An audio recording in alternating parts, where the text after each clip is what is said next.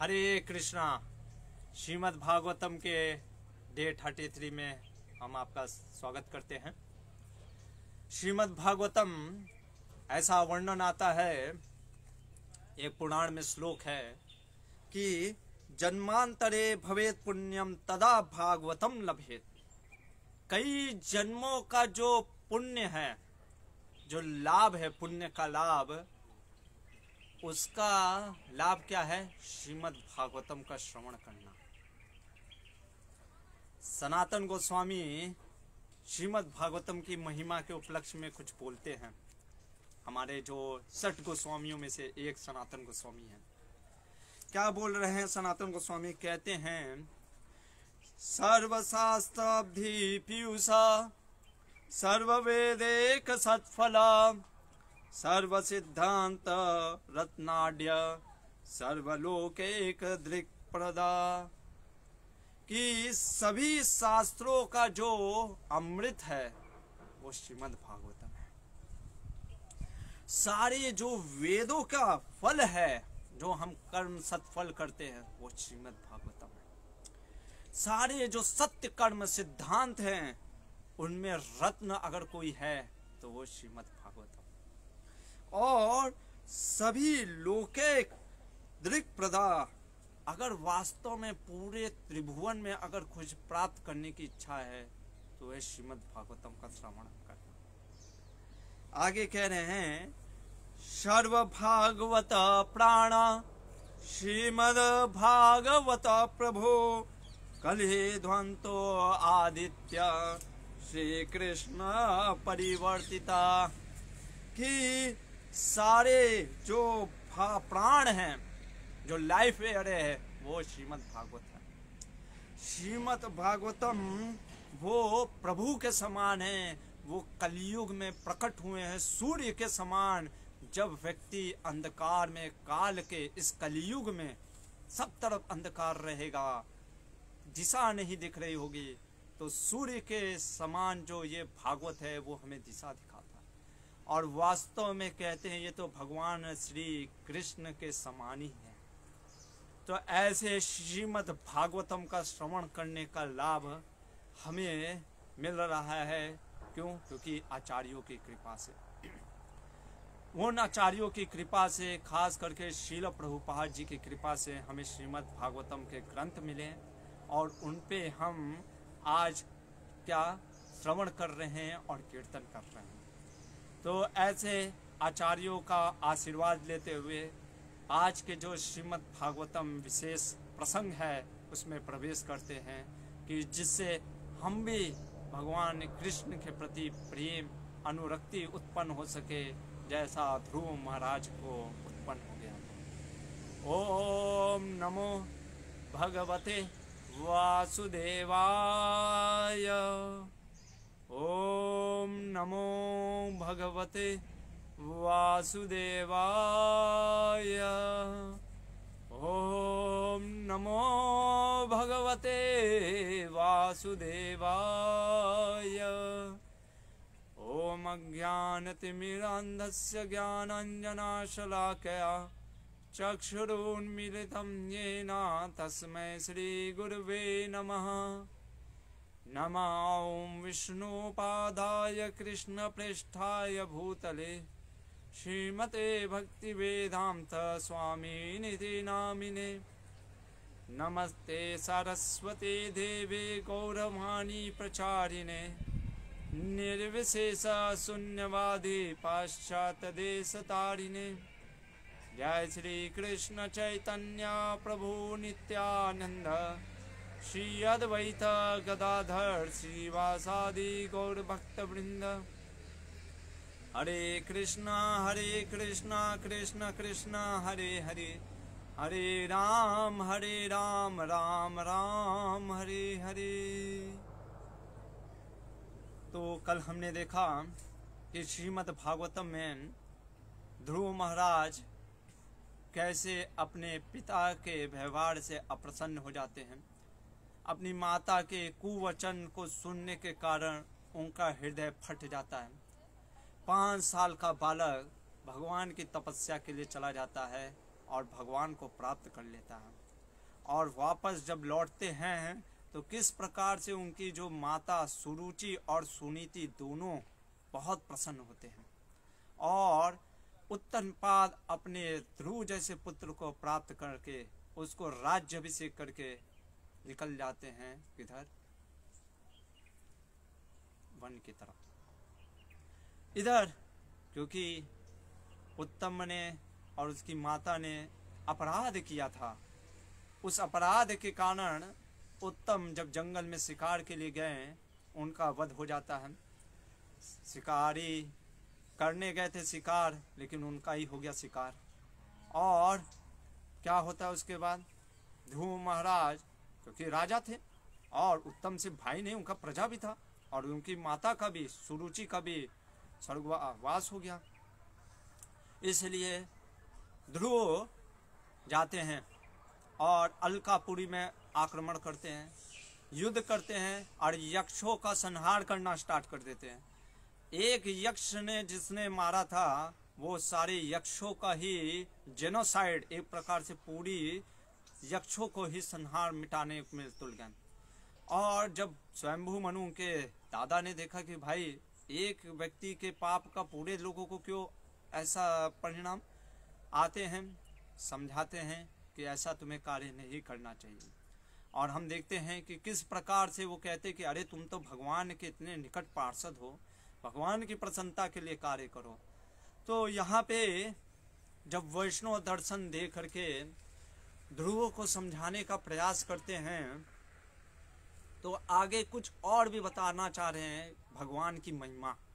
क्योंकि ये श्रीमद् भागवतम में विशेषकर जो भी आप प्रसंग देखेंगे, चाहे युद्ध देखिए, चाहे कोई किसी की निंदा भी करेगा, जैसे वृंदावन में हम जाते हैं तो ऑटो वाला भी क्या बोलता है, राधे राधे राधे, ओ राधे राधे राधे राधे इधर होना, राधे उधर होना।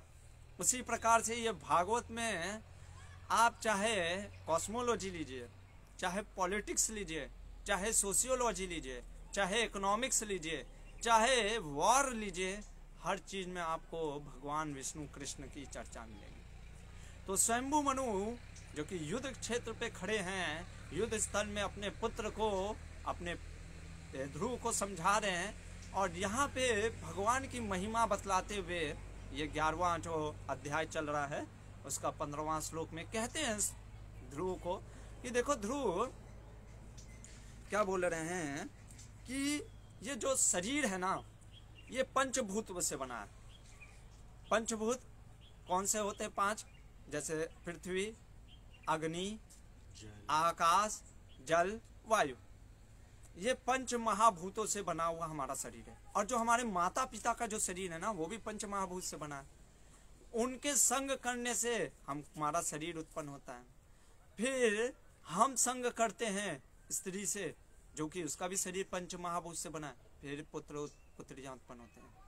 कहने का मतलब यहाँ पे बोलना चाहते हैं स्वयंभू मनु कि देखो इतना ज़्यादा अटैच नहीं होना चाहिए इस शरीर से कि ये मेरा भाई है, ये यक्ष मेरे शत्रु है। आगे कह रहे हैं कि सिर्फ रचना नहीं, जैसे माता पिता पुत्र को उत्पन्न करते फिर उसका पालन करते हैं, ठीक है। और कई बार पुत्र जो है कई जानवर मार डालते हैं, जैसे यहाँ पे कल ही रात को एक कोबरा निकला फिर से। और कई बार ऐसा होता है कि दुश्मन, आपके दुश्मनी किसी से होता है वो मार डालते हैं, पर उनका भी शरीर पंच महाभूत से बना होता है। तो ये सारा जो है क्रिएशन, डिस्ट्रक्शन और मेंटेनेंस होता रहता है। ये किसके द्वारा? ये 5 एलिमेंट के द्वारा। अच्छा, इसके बाद कह रहे हैं कि लेकिन ये जो हो रहा है ना कार्य गुणों के द्वारा, हर एक व्यक्ति सतोगुण, रजोगुण, तमोगुण में, अभी क्या ये गुण अपने आप कार्य करते हैं? नहीं, भगवान इसके निमित्त कारण है। एक प्रकार से इनडायरेक्टली भगवान सब चीजों को एक कारण है। क्यों? क्योंकि प्रकृति जो है, प्रकृति क्रियामानी गुण कर्माणी सर्वसा, जो गुण है प्रकृति के द्वारा चलित होती है और प्रकृति भगवान के द्वारा संचालित होती है। तो इसलिए भगवान कारण है। और भगवान जो है इनडायरेक्ट कॉज है, डायरेक्ट नहीं है। और वो कहते हैं कि कैसे का होता है, क्या एक ही बार में सब हो जाता है? नहीं, बता रहे हैं कि जैसे सृष्टि की हमने रचना बताई, क्रिएशन, कि पहले काल अपनी काल शक्ति से गुणों में क्षुब्ध प्रदुत करते हैं काल के प्रभाव से, फिर प्रकृति के गर्भ में जीव शक्ति जाता है और फिर सबको अपने अपने गुणों के अनुसार शरीर की प्राप्ति होती है। और फिर कहते हैं ये जो काल है ना, जो कि भगवान का ही रूप है, खुद तो अजन्मा है लेकिन जन्म हमको होता है। खुद तो इंडिस्ट्रक्टिबल है, काल कभी क्या मतलब कि नष्ट होने वाला चीज नहीं है, लेकिन हम नष्ट हो जाते हैं। और कह रहे कि काल जो होता है ना, किसी के प्रति ये नहीं रखता है कि ये अपना है ये पराया है, सबको समान भाव से दिखता है, सबकी मृत्यु आती है। तो इसलिए कह रहे हैं कि काल जो है ना वो कार्य हमेशा करता है। और कहते हैं कि यही काल जो है जो कैसे कार्य करता है, हर एक व्यक्ति को अपने निज कर्म का, जो उसके कर्म का फल होता है ना, उसको वो मिलता है। लेकिन यहाँ पे स्वयंभू मनु कहते हैं कि कुछ जो होते हैं नहीं मानते हैं कर्म को, जैसे मीमांसक लोग कर्म को ही प्रधान मानते हैं, ठीक है ना। कुछ होते हैं लोकायुक्त, जो चरवाक के जो फॉलोअर होते हैं, वो क्या कहते हैं कि ये देखो ये तो प्रकृति का स्वभाव ही है, भौतिक प्रकृति का स्वभाव ही है सुख दुख, तो वो स्वभाव को मानते हैं। अच्छा, कुछ कहते हैं जो पुराण को मानते हैं वो कहते हैं काल है। कुछ जो ज्योतिष शास्त्र, अगर ज्योतिष आचार्यों के पास जाएंगे तो वो कहेंगे कि देवता इसके, हाँ आपके ये देव, आपका ये ग्रह सही नहीं है। और वात्सायन जो कि उन्होंने काम सूत्र लिखा है, उनके अनुसार वो कहते हैं सारा चीज काम के प्रभाव से चल रहा है। हर एक व्यक्ति अपने अपने लॉजिक देता है, तर्क देता है कि ये है, कोई कर्म को कहता है, कोई काल को कहता है, कोई मन को कहता है, कोई गुणों को कहता है, कोई प्रकृति को कहता है। हर एक व्यक्ति अलग अलग लॉजिक देता है कि ये इसके लिए जिम्मेदार है। पर वास्तव में स्वयंभू मनु कहते हैं ये सभी मूर्ख हैं। क्यों भाई, क्यों मूर्ख हैं? क्योंकि ये जो भी कार्य हो रहा है, चाहे कर्म है, चाहे काल है, चाहे गुण है, चाहे प्रकृति है, चाहे देवता हैं, ये सब के सब किसके हैं? शक्ति भगवान की शक्ति है। और वास्तव में भगवान ही सब कुछ करते हैं। इसीलिए भीष्मदेव उंगली दिखा करके उस समय बोले थे युधिष्ठिर को, ये जो आदि नारायण है ना, कृष्ण तुम्हारे सामने खड़े हैं ना युधिष्ठिर, ये क्या करते हैं ना, भले ब्रह्मा शिव इनका गुणगान करते हैं जो ये करते हैं, पर ये क्या करते हैं ये कोई नहीं जानता, कोई नहीं समझ सकता। आप इनसे भी पूछोगे कि क्यों आप करते हो, तो भी आपको नहीं समझ में आएगा ये क्यों करते हैं ऐसा। इसलिए भगवान किसके साथ कब क्यों कैसे करते हैं, ये भगवान की अचिंत्य लीला है। इसीलिए शास्त्रों में भी तैत्तिरीय उपनिषद में हमारे जीव गोस्वामी उद्धृत करते हैं एक श्लोक, कहते हैं कि ये जो ब्रह्म है, वेद तक इनको नहीं जानते कि इनकी क्या रचना होती है, और हम अहंकार के रूप में वश में ये सोचते हैं कि ये भगवान को हम समझ लेंगे, नहीं समझ सकते। तो वही चीज यहाँ पे बोल रहे हैं कि सारे जो फिलोसफर, जो दार्शनिक लोग अपने अपने दर्शन के माध्यम से समझाने का प्रयास करते हैं ना, पर वास्तव में सारे सूत्रधार कौन है? कृष्ण है। इसीलिए भगवान कहते हैं गीता में क्या, मत्ता परतरम नान्यत किंचिद अस्ति धनंजया मयि सर्वम इदम प्रोक्तम सूत्रे मणि गणा इव। जैसे मणि जो बंधी होती है किसमें? धागे में। धागा दिखता है? नहीं दिखता है। सारी मणि एक के साथ दूसरे के साथ ऐसे पूरा एक हार बनता है। जैसे उस हार के पीछे जो धागा लगा है, जो मोतियों को बांध कर रखा है, वो दिखता नहीं है। पर वही वैसे ही भगवान जो होते हैं ना, सभी पीछे कार्य होते हैं। इसीलिए कई बार जो मीमांसक लोग होते हैं, जो कर्म को प्रधान मानते हैं, कई बार लोग मिलते हैं कहते हैं अरे सब कर्म का खेल है, कर्म के आगे कुछ नहीं है। हाँ कर्म का खेल है, लेकिन ये कहना कि कर्म भगवान को भी मानता है या भगवान कर्म के भी अधीन है, ये गलत है, ये सरासर गलत है। वही चीज़ स्वयंभू मनु कह रहे हैं, सबसे पहले मनु जिनसे हम मनुष्य हुए, वो कह रहे हैं कि ये सब मूर्ख लोग हैं। और आगे क्या कहते हैं तो इसका मतलब क्या, और कंक्लूजन में तात्पर्य में ये कह रहे हैं कि देखो ये जो कुबेर है ना या यक्ष, ये तुम्हारे भाई के मृत्यु के जिम्मेदार नहीं है, और इन्होंने मृत्यु इनकी जिम्मेदारी नहीं है। अब यहाँ पे एक प्रश्न उठता है कि कल अगर कुछ होता है, मान लीजिए आप कुछ एक पुलिस ऑफिसर हैं या आप पुलिस में कार्रवाई करने गए, मान लीजिए आपके ना ऐसा हो लेकिन आपके घर में किसी की हत्या हो गई और आप पुलिस के पास रिपोर्ट लिखवाने गए। पुलिस ने कहा भैया देखो अभी आपने भागवत कथा नहीं सुनी गैट भागवतम में उन्होंने कहा ना सब भगवान का खेल है, तो भगवान का खेल समझो और शांत रहो, क्या टेंशन ले रहे हो, मर गया सब भगवान की कृपा है गए। इसीलिए शास्त्र को समझना बहुत जरूरी है, कैसे गुरु और साधुओं के माध्यम से, नहीं तो कल का ये लॉजिक हम लगाने लगेंगे हर जगह पे, या किसी के साथ कुछ दुर्घटना होगी हम कहेंगे भैया तुम्हारा कर्म का खेल है, या कहेंगे अरे भगवान है ना पीछे सब। तो इसलिए दो चीजें यहाँ पे बहुत महत्वपूर्ण है समझने का। पहला चीज ये कहाँ बोला जा रहा है, किसको बोला जा रहा है, कब बोला जा रहा है, ये बहुत ही हमें जब भी हम शास्त्र पढ़ते हैं हमको समझना चाहिए, चाहे भागवत चाहे महाभारत चाहे रामायण या कोई भी भगवान या कोई भी ग्रंथ हम लेते हैं, वो किस काल परिस्थिति में बोला गया है उसका समय ध्यान रखना चाहिए।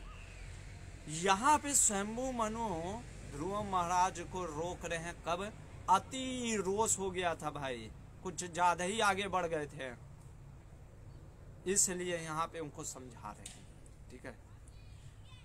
और दूसरा चीज ये नहीं समझना चाहिए कि अब हम भगवान को आरोप लगाएंगे, नहीं, क्यों भगवान के आरोप नहीं, स्वयंभू मनु स्वयं बोल रहे, कह रहे हैं कि इसका मतलब ये नहीं कि भगवान को आरोप लगाना, क्यों, भगवान अहंकारान, अरे वो अहंकारी नहीं है।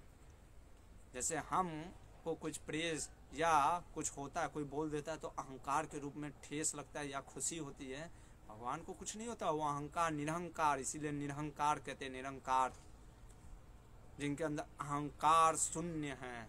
और कहते हैं नाज्यते गुण कर्म भी, अरे भगवान गुणों के अधीन नहीं है, इसीलिए भगवान गीता में कहते हैं नमे कर्माणि लिम्पन्ति, मेरे को कर्म नहीं मानता है। कई लोग दार्शनिक लोग या कई आध्यात्मवादी रिलीजियस लोग कहते हैं कि कृष्णा ने महाभारत युद्ध कराया, देखो वो नरक में गया होगा। अरे आप ये बोल करके आप नरक में चले जाएंगे, क्योंकि कृष्ण कोई साधारण पुरुष नहीं है, उनको कोई कर्म बांधता नहीं है। भगवान का यही तो समझना है, जन्म और कर्म बहुत दिव्य है। वही चीज यहाँ पे स्वयंभू मनु को समझा रहे हैं, किसको, ध्रुव को। और कहते हैं स्वशक्तिया माया, भगवान अपनी शक्ति, देखो भगवान जो है ना हर एक परमात्मा के रूप में हृदय में रहते हैं और अपनी शक्ति के अनुसार कार्य करते। जैसे चुंबक होता है ना, मैग्नेट, लोहा को नचाता है, चुंबक देखा है, चुंबक ऐसे अगर चुंबक को घुमाया तो लोहा भी ऐसे घूमता है, उसी तरीके से भगवान ऐसे नचाते हैं और प्रकृति वैसे नाचती और कार्य करती है। इस तरीके से भगवान अलूफ रहते हैं, वो करता है भी और नहीं भी है। यही है हमारे श्री चैतन्य महाप्रभु का अचिंत्य भेदा भेद तत्व, भेद और अभेद। ये चीज समझाने के बाद देखिए ध्रुव महाराज जैसा जो कि भगवान का दर्शन किया, उसको भी समझने में टाइम लगा, क्योंकि माया यही तो है। इसीलिए शिला भक्ति सिद्धांत सरस्वती ठाकुर का आज मैं एक लेटर पढ़ रहा था, उसमें वो बोलते हैं don't wait for the next life, आप वेट मत करो अगले जन्म के लिए कि अगला जन्म में। कई बार लोग कहते हैं अरे प्रभु जी क्या जल्दी है, खाएंगे पिएंगे, इस जन्म में नहीं तो अगले जन्म में भक्ति की है ना तो फिर से जन्म मिलेगा, मनुष्य जन्म, और फिर से वहां से भक्ति स्टार्ट करेंगे। वो फिलॉसफी देते नेहा विक्रम नाशो अस्ति प्रत्यवायु न विद्यते स्वल्पम अपि अपस्य धर्म से त्रायते न तो भयात्। नहीं, भक्ति सिद्धांत सरस्वती ठाकुर कहते हैं this place is not fit for to live, ये जो जगह है it is not fit for a gentleman और ए जेंटल वुमन लेडीज। एक सभ्य पुरुष और स्त्री के लिए ये भौतिक जगह जो है सही जगह नहीं है। प्रभुपाद जी तो कहते थे ये लैट्रिन के जैसे है। अभी आप लैट्रिन में जाते हो या बाथरूम में जाते हो तो आप ये नहीं सोचते कि चलो वहाँ पे बैठते हैं 2-4 घंटा रहते हैं। पेट खराब रहता है तो बात अलग है तब रहना पड़ता है, लेकिन तुरंत निकल के भागते हैं। उसी तरीके से ये भौतिक जगत कोई सभ्य पुरुष के रहने लायक नहीं है। क्यों ऐसा? क्योंकि देखिए यही है माया का प्रभाव। 5 साल का ध्रुव साक्षात भगवान विष्णु का दर्शन किया है, उसके ऊपर भी देखिए माया का प्रभाव पड़ गया। अति रोष होने के कारण इतना क्रोधित हो गया कि सारे यक्षों को मारने दौड़ गया। और स्वयंभू मनु क्या क्या लॉजिक दे रहे हैं, समझाने का प्रयास कर रहे, फिर भी एक प्रकार से ध्रुव महाराज जैसे बोल रहे कि आपकी सही बात है पर रहा नहीं जा रहा है, क्रोध इतना है। तो स्वयंभू मनु आगे क्या बोलते हैं, कहते हैं बहुत सुंदर चीज बोल रहे हैं स्वयंभू मनु, कहते हैं उपहेयी शरण में जाओ। देखो ज्ञान से ना, सिर्फ ज्ञान के माध्यम से व्यक्ति भगवान ये जो माया को है ना पार नहीं कर सकता। इसीलिए गीता में बार बार भगवान क्या बोलते हैं, भक्त्या माम अभिजानन्ति, भक्ति से भक्ति करो। इसलिए प्रभुपाद जी ने आप देखिए कितना भक्ति का प्रयोग दिया। मंगल आरती, 16 माला जप, भगवान को भोग लगा करके प्रसाद, कीर्तन, भागवत श्रवण, क्यों ये सब दिया अलग अलग चीज? क्योंकि हमको दिया कि किसी प्रकार भक्ति से कार्य करो। सिर्फ ज्ञान के माध्यम से कोई जो चीज है ना आसक्ति जो आ तो जाती है जल्दी लेकिन जाती नहीं है, वैसी आसक्ति से छूट पाना बहुत मुश्किल है, इतना आसान नहीं है। इसीलिए कह रहे हैं स्वयंभू मनु कि उपे ही तुम शरण में जाओ। किनकी शरण में? उनकी शरण में जाओ जो अमृतम और मृत्युम, जो अपने भक्तों के लिए अमृत के समान है और दुष्टों के लिए मृत्यु के समान है। जिस प्रकार से जो बैल के नाक में डाल करके जो हम बैलगाड़ी में होता है ना बैल को खींचते हैं, वैसे भगवान हर एक को कठपुतली की तरह चलाते हैं। उनके शरण में जाओ।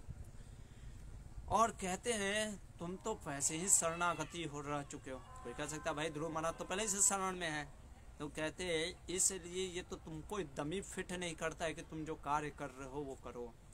कहते हैं अरे 5 साल में तुमने 5 साल की आयु में तुमने अपनी सौतेली माँ का जो व्यवहार था उससे रोष हो करके तुम गए थे भगवान के पास, और भगवान को पंचवर्षा, देखिए शब्द आ रहा है पंचवर्ष। कई बार कई लोग पूछे कि प्रभु जी कहाँ लिखा है ध्रुव महाराज 5 साल के हैं, तो यहाँ पे श्लोक है, ये 28वां श्लोक है 11वें अध्याय का।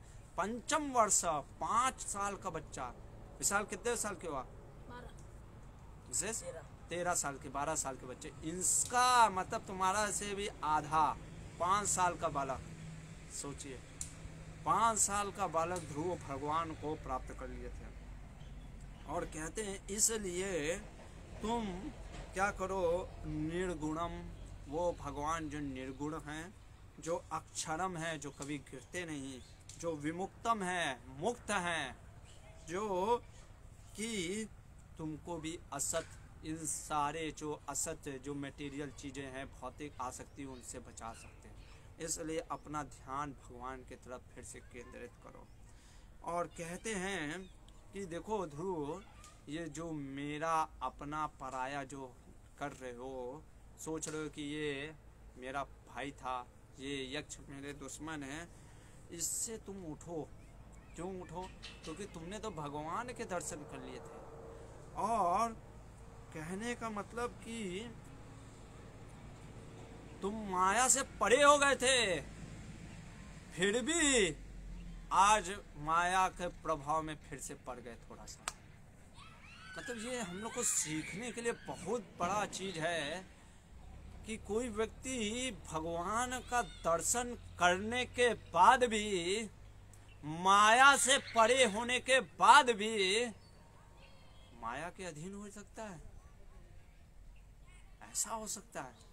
यही है ये भौतिक जगत। इसीलिए भगवान ने बोला था मम माया दुरत्यया, बहुत मुश्किल है मेरी माया को पार कर पाना। हम थोड़ा सा जल्दी में निकाल देते हैं मम माया दुरत्यया, हम कहते हैं हाँ होगी मुश्किल। सोचिए ध्रुव महाराज, हम तो दर्शन भी नहीं किया, हमारा तो भक्ति कुछ है नहीं, अष्ट विकार आने लग गए थे, आंसुओं की धारा बहने लग गई थी, गदगद होने लग गया। ध्रुव महाराज 5 साल का बालक, जो कि भागवत के वर्णन आ रहा है 4थे स्कंद में, सबसे पहला कोई बालक का वर्णन आ रहा है तो वो है अपने नारद मुनि के बाद ध्रुव महाराज। सोचिए वो ध्रुव महाराज भी प्रभावित हो गए माया के, और हम सोचते हैं कि हम माया से प्रभावित नहीं होंगे, क्योंकि हम इसलिए ऐसा सोचते हैं क्योंकि हम सही में माया में हैं।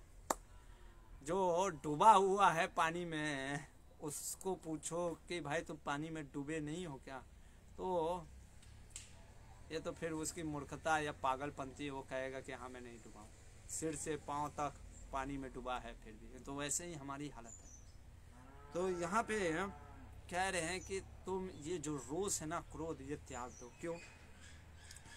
सबसे पहला कारण कि आध्यात्मिक बात के लिए ये सही नहीं है। रोष क्रोध वो दुश्मन है। दूसरा चीज, ये तुम्हारी मुक्ति के लिए सही नहीं है, भगवान की प्राप्ति के लिए सही नहीं। और तीसरा चीज, ये भय का कारण बन रहा है लोगों के लिए। आप देखोगे कई बार कुछ लोग जो क्रोधित होते हैं ना, क्रोधी टाइप के, उनसे लोग भय करते हैं, उनके पास जाने एक अलग सा विचार होता है, उनके पास लोग जाते नहीं हैं। कई प्रकार आप देखोगे अपने जीवन में भी लोग पाओगे जो कि बहुत जल्दी क्रोधी हो जाते हैं। वो मतलब कि आप उनसे भय, आदमी को भय लगता है, कुछ बोलने का भी भय लगता है, अरे भाई बोला तो भय क्रोधी हो जाएगा। तो क्या करना चाहिए? व्यक्ति को पूरा क्रोध कर देना चाहिए। इसके विषय में हमारे प्रभुपाद जी बोलते हैं, क्योंकि ये भौतिक जगत ही ऐसा है, तो एक कथा बनाते हैं, बताते हैं हमारे प्रभुपाद जी तात्पर्य में इसके, कि एक सांप था, जैसे यहाँ पे भी हमारे यहाँ सांप बहुत है भी। तो नारद मुनि के प्रवचनों को सुनने के कारण सर्प के अंदर भी भक्ति जाग गई। उसने कहा कि मैं क्या करूं? नारद मुनि ने कहा कि आज से काटना बंद कर दो। ठीक है। और नारद मुनि के स्वभाव से काटना बंद कर दिया। अभी सांप निकलता था, तो जैसे हमारे गुरुकुल के बच्चे हैं, तो ऐसे ही कुछ बच्चे पत्थर उठाए मारना स्टार्ट कर दिया। अभी सांप को ने बोला भाई गुरु जी ने आदेश दिया नहीं काटना है, तो बेचारा भागने लगता था, पर ललुहान हो जाता था। एक दिन नारद मुनि ऐसे आए, कहे सब ठीक है खराब, कि नारद मुनि जब से आपने बोला मेरा हालत और खराब हो गया। तो क्या हो गया? आपने कहा कि काटो नहीं, इसलिए अब लोग मुझे देखते तो दौड़ा दौड़ा के मारने का प्रयास करते हैं। नारद मुनि ने कहा अरे मूर्ख, मैंने तुम्हें काटने के लिए नहीं बोला था, हुंकार मारने के लिए थोड़ी ना मना किया था, हुंकार मारो।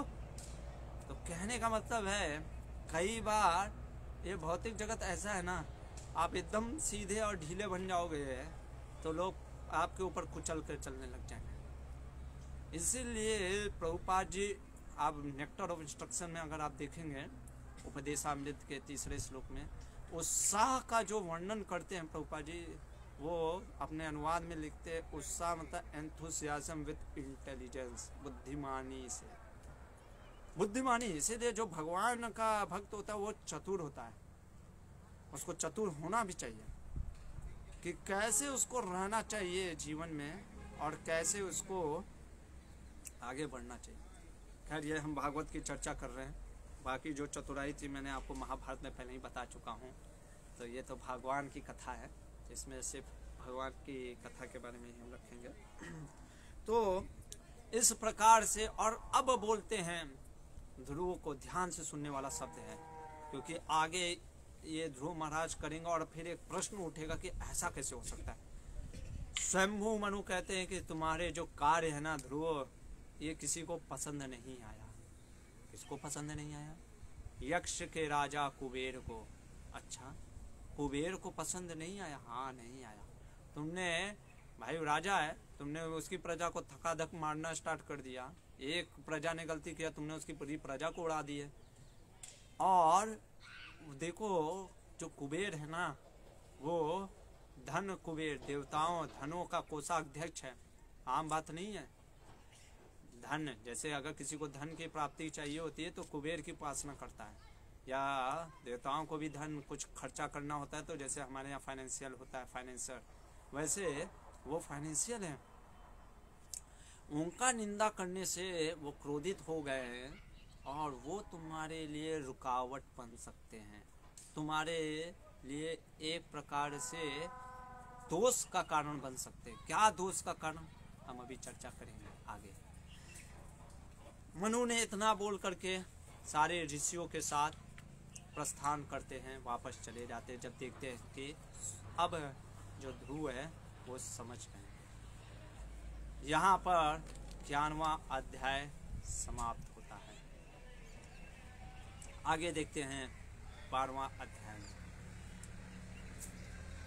कुबेर जब पता चलता है कि ध्रुव महाराज अब शांत हो गए हैं, क्रोध को त्याग दिए हैं, उसी समय कुबेर प्रकट होते हैं और ध्रुव महाराज हाथ जोड़ते हैं और कहते हैं ध्रुव को अनघा।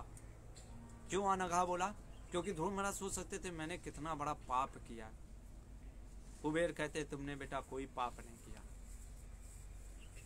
और कहते हैं अरे मैं बहुत प्रसन्न हूँ तुमसे, क्योंकि तुमने वो चीज त्याग कर दिया जो कि बहुत मुश्किल है। देखिए इतना आसान नहीं है। ये ध्रुव महाराज ने जो त्यागा भी ना, बहुत मुश्किल है। कई बार आप बोलते रहिए लोगों को कि प्रभु, लोगों का चाय कॉफी तक नहीं छूटता है, कई साल हो जाते हैं। मैं भूल गया जियो लगाना। हरे कृष्ण, मैं भूल गया एयरटेल से। हरे कृष्ण, थोड़ा सा नेटवर्क का प्रॉब्लम है इधर।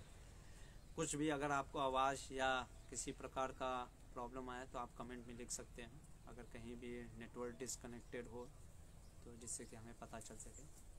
तो मैं ये बता रहा था कि हाँ, कुबेर बोलते हैं कि तुम अनघा हो, तुम पापी नहीं हो, पाप से रहित हो। और कह रहे हैं ध्रुव, प्रशंसा कर रहे हैं कि जो तुमने छोड़ा ना, इतना आसान नहीं है। ये हमें समझना चाहिए। ध्रुव महाराज ने जो छोड़ा, हम लोग कई बार सोचते हैं कि अरे ऐसा क्या छोड़ दिया, लोगों का चाय कॉफी नहीं छोड़ता है। सोचिए इतना अति रोष होने के ऊपर क्रोध को त्याग दिया। आप देखोगे कई बार लोगों को कुछ समझाओ, क्रोध, उसके प्रति क्रोध किसी प्रकार से, कई बार लोगों के अंदर इतना द्वेष होता है ना कि अरे उसने मेरे साथ ऐसा कर दिया, मैं कैसे छोड़ सकता हूँ प्रभु जी। नहीं नहीं नहीं नहीं, नहीं भूल पाते लोग। भले ऊपरी मन से कह देते लेकिन मन से त्याग नहीं पाते हैं उसके प्रति द्वेष। पर ध्रुव महाराज सोचिए मन से त्याग दिए, इसलिए कुबेर बहुत प्रसन्न हुए और कह रहे हैं कि वास्तव में तुम अनघा हो। क्यों? ये जो तुमने मारा यक्षों को और यक्षों ने तुम्हारे भाई को मारा, ये वास्तव में ना उसने तुम्हारे भाई को मारा और ना तुमने यक्षों को मारा। वही चीज जो स्वयंभू मनु ने कहा, क्योंकि सब चीज काल के अधीन है और काल किसका प्रतीक है? भगवान का। और कह रहे हैं व्यक्ति जो है ना अहम त्वम में लगा रहता है, ये मेरा घर, ये तेरा घर, ये मेरे व्यक्ति, ये तेरे व्यक्ति, इसमें लगा हुआ रहता है। और वो एक प्रकार से स्वप्न के जीवन में जीता रहता है। वास्तव में भगवान का भजन करना चाहिए। क्यों? क्योंकि भगवान अधोक्षजम है, विग्रहम है, अभवाय है। अभवाय मतलब कि जो कि जन्म मृत्यु से आपको परे करा दे। और सबसे बड़ा चीज है कि आपका भवच्छिदम, ये भौतिक जो भव सागर में हम फंस गए, उसको छेद करके हमको निकाल सकने वाला अगर कोई है तो वो है शिव हरि। इसलिए मैं तुम्हारे इन कार्यों से बहुत, मतलब कि कौन से कार्य के तुम इतना जल्दी रोष को त्याग दिए, द्वेष को हृदय से त्याग दिए। देवता है ना, समझ सकते भाई कि हृदय में भी क्या चल रहा है, तो तुमने वो त्याग दिया, इसलिए मैं प्रसन्न हूँ। और कहते हैं ब्रीनी, हाँ मांगो मुझसे कोई वरदान तुम्हें अगर प्राप्त करना है, पर मैं तो जानता हूँ कि तुम तो भगवान के चरणों में हमेशा लगे हुए हो। एक प्रकार से कुबेर ये सोच रहे थे कि कहीं ध्रुव मुझसे कुछ, अभी जैसे कई बार होता है कि आप कई बार किसी बहुत बड़े बिजनेसमैन को देख लेते हो, तो हम सोचते हैं कि चलो इससे 2-4 लाख रुपया मांग लेते हैं। तो उसी तरीके से अभी ध्रुव महाराज तो खुद ही भूमंडल के राजा थे, तो कुबेर ने सोचा कहीं ये धन या कुछ भौतिक आसक्ति चीज ना मांगे हैं, इसलिए उन्होंने बस ऐसे बोला कि अरे तुम तो भगवान के चरणों में हमेशा लगे हुए हो।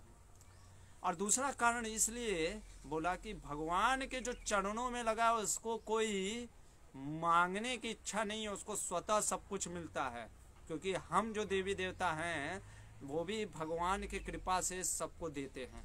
तो जब तुम भगवान को भक्त हो तो तुमको तो स्वतः मिलेगा, लेकिन फिर भी अगर तुम्हारी कोई इच्छा है तुम मांगो, मैं दूंगा। और जब ये सुनते हैं ध्रुव महाराज क्या वरदान मांग रहे, देखिए क्या बोल रहे हैं, कह रहे हैं महाभागवत। सबसे पहले शब्द को ध्यान दीजिए, ध्रुव के लिए मैत्रेय ऋषि कह रहे हैं महाभागवत, महामति। अरे जिसकी मति जो है ना महा, सबसे इंटेलिजेंट है, वो ध्रुव कहता है अचलितम स्मृतिम, मेरा जो स्मृति होना, जो मेरी मति है वो भगवान के हरि में हमेशा लगी रहे। अचलितम, एक जगह स्थिर हो, व्यवसायात्म का बुद्धि जैसा। और कहते कि उन भगवान के अगर हमारा स्मृति होता रहेगा तो ये भव सागर को पार करते हुए मैं भगवान की सेवा और भगवान के धाम को प्राप्त करूंगा। यानी महामति क्यों कहा गया, मोस्ट इंटेलिजेंट ध्रुव महाराज को? पहला चीज इसलिए कुबेर जैसा जो राजा धन दे सकता था, उनसे उन्होंने ना तो धर्म अर्थ काम मोक्ष ये भी ना मांग करके पंचम पुरुषार्थ कृष्ण प्रेम की मांगा। अब सबसे बड़ा प्रश्न यहाँ पे उठता है, देखिए कुबेर और देवी देवता ये सकाम भक्त होते हैं। सकाम भक्त मतलब ऐसा कुछ शुद्ध भक्त नहीं है, कुछ होते हैं कुछ नहीं होते हैं। जिसके पास खुद शुद्ध भक्ति की, अभी जैसे आप मुझसे मांगिए, मान लीजिए 1 लाख रुपया, अभी मैं कहूंगा प्रभु जी मेरे पास खुद ही 1 लाख रुपया नहीं है, मैं कहाँ से आपको दूंगा? होगा तब ना दूंगा। कोई चीज आपके पास होगा तब मैं आपको दूंगा। तो प्रश्न उठता है, कुबेर के पास अगर शुद्ध भक्ति है ही नहीं, वो कृष्ण प्रेम है ही नहीं, तो वो कैसे दे सकते हैं ध्रुव महाराज को कृष्ण प्रेम? सही बात है। और दूसरा प्रश्न उठता है कि क्या जो महामति बोला गया है, मोस्ट इंटेलिजेंट, चलो ठीक है, अरे वो भी व्यक्ति मूर्ख है ना। मान लीजिए मैं, ये बालक है, ठीक है, ये बालक मेरा गुरुकुल के बच्चे से मैं कहता हूँ भाई मुझे क्या करके दो, मुझे डिग्री ला करके दो, बीटेक का डिग्री। अभी वो कहेगा प्रभु जी मेरे पास है ही नहीं, तो मैं कहाँ से दूंगा आपको? तो मांगने वाला भी मूर्ख कि भाई, यानी आपको ये भी नहीं पता कि उससे ये चीज नहीं मांगना चाहिए। तो फिर क्या ध्रुव महाराज मूर्ख है? तो क्या ये भागवत में जो लिखा महामति, तो वो फिर गलती से छप गया क्या? महामूर्ख लिखना चाहिए था? नहीं। हमारे आचार्य बोलते हैं, यहाँ पे बहुत सुंदर चीज है समझने का। देखिए कुबेर से ध्रुव महाराज इसलिए ये मांग रहे हैं कि कृष्ण प्रेम दो। ध्यान दीजिए क्या बोला था स्वयंभू मनु ने, कि तुम्हारे रोष से, जो अति रोष किया ना, क्रोध, उससे कोई क्रोधी हो गया। कौन? क्रोधी इन द सेंस दुखी हो गया कुबेर।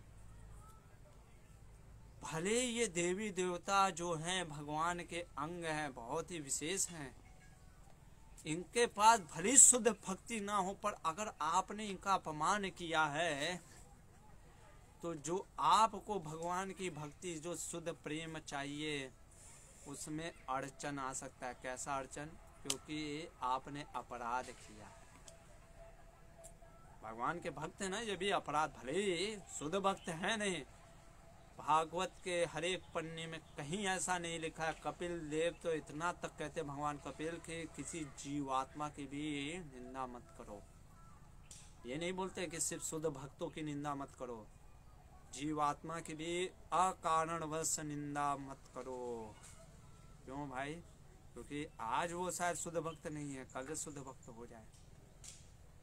और अगर वो शुद्ध भक्त हो गया और वो अपराध लगा, तो वैष्णव अपराध में आने के कारण आपके अंदर प्रेम जागृत नहीं हो सकता कृष्ण के प्रति। क्योंकि आज जो 9 स्टेज है, विश्वनाथ चक्रवर्ती ठाकुर अपने एक पुस्तक ग्रंथ में लिखते हैं कि वो जो वैष्णव अपराध है ना, वो प्रेम के लेवल पे जाकर के समाप्त होता है।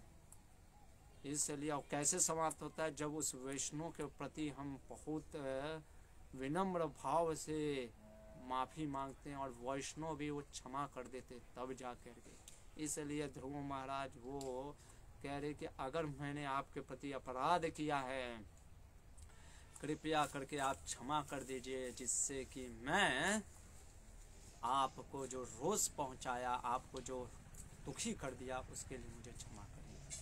इसलिए आप देखेंगे श्रील प्रभुपाद जी अंतिम समय में कहते हैं मुझे क्षमा करिएगा अपने गुरु भाइयों से, क्योंकि समय की मांग थी, कारणवश उनको कई बार बोलना पड़ता था।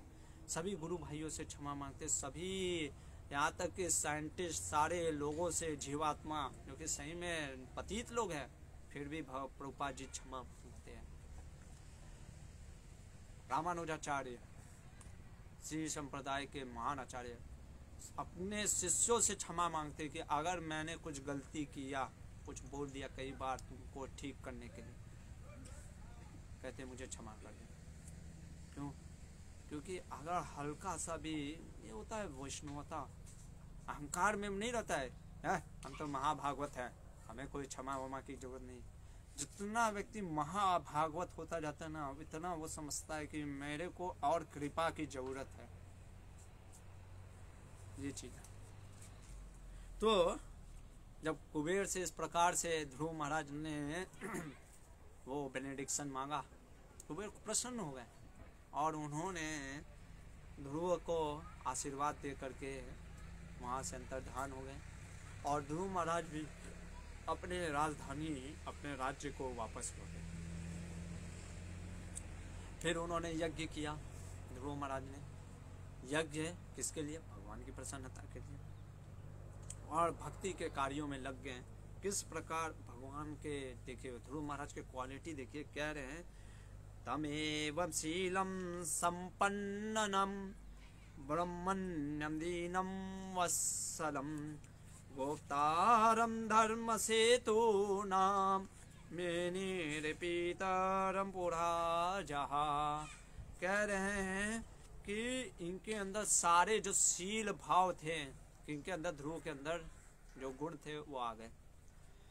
और कहते ब्राह्मणों और वैष्णवों के प्रति सम्मान भाव, और जो दीन बंधु, जो दीन लोग थे, जो गरीब लोग, उनके प्रति कृपा दया की भावना।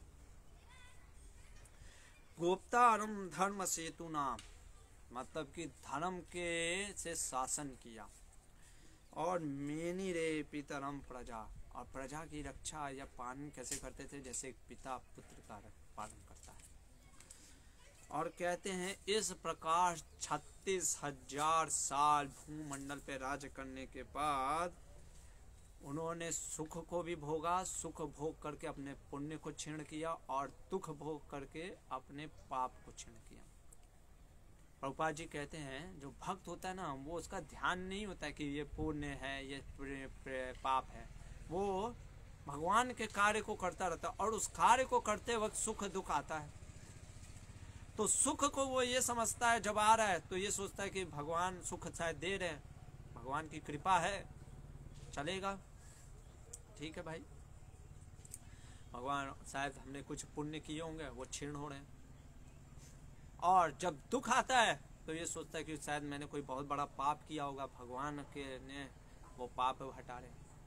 तो इस प्रकार से वो पुण्य और पाप दोनों को क्षीण करते हुए ध्रुव महाराज राज्य कर रहे होते हैं। फिर उन्होंने देखा ये जो जगत है ना माया रचितम, जब उन्होंने देखा कि उनका पुत्र सब बड़े हो गए हैं, ये होता है वैदिक संस्कृति, अटैच नहीं रहता है व्यक्ति। 36,000 साल राज्य करने के बाद उन्होंने अब समय सोचा कि अब समय आ गया है, मुझे अपने पुत्र को ये राज्य देकर के निवृत्त होना चाहिए। और वो निकल पड़े बद्री के आश्रम के तरफ। वहाँ पे जो उन्होंने बचपन में सीखा था अपने गुरु से, नारद मुनि से अष्टांग योग, वो फिर से करने लग गए।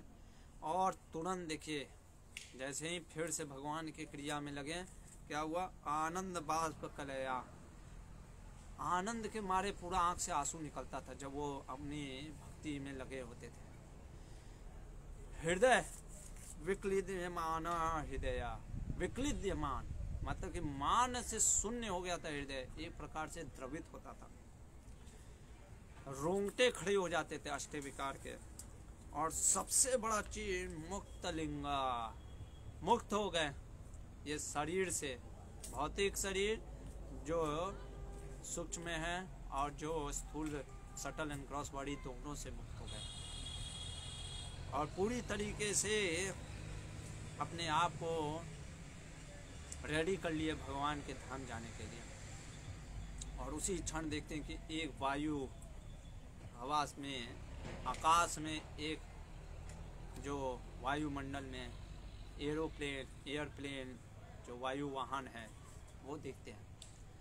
और उसमें 2 व्यक्ति को देखते हैं, एकदम तेजस्वी, सिर पे मुकुट, चतुर्भुज, पीताम्बरी धारण किए हुए, एकदम जैसे लग रहे थे साक्षात विष्णु। कौन थे? विष्णु के पार्षद सुनंद नंद। उन्होंने ध्रुव को कहा, अभी ध्रुव देख ही रहे थे, समझी में नहीं आ रहा था क्या स्वागत करें, क्योंकि अचानक से दोनों को देख करके बिविल्डर से हो गए। और जब नहीं समझ में आया तो उन्होंने नाम जप किया, हरे कृष्णा कृष्णा कृष्णा हरे हरे, हरे राम राम राम हरे हरे। प्रभुपाद जी कहते हैं ये भगवान का जो नाम है ना, ये सब चीज सक्षम।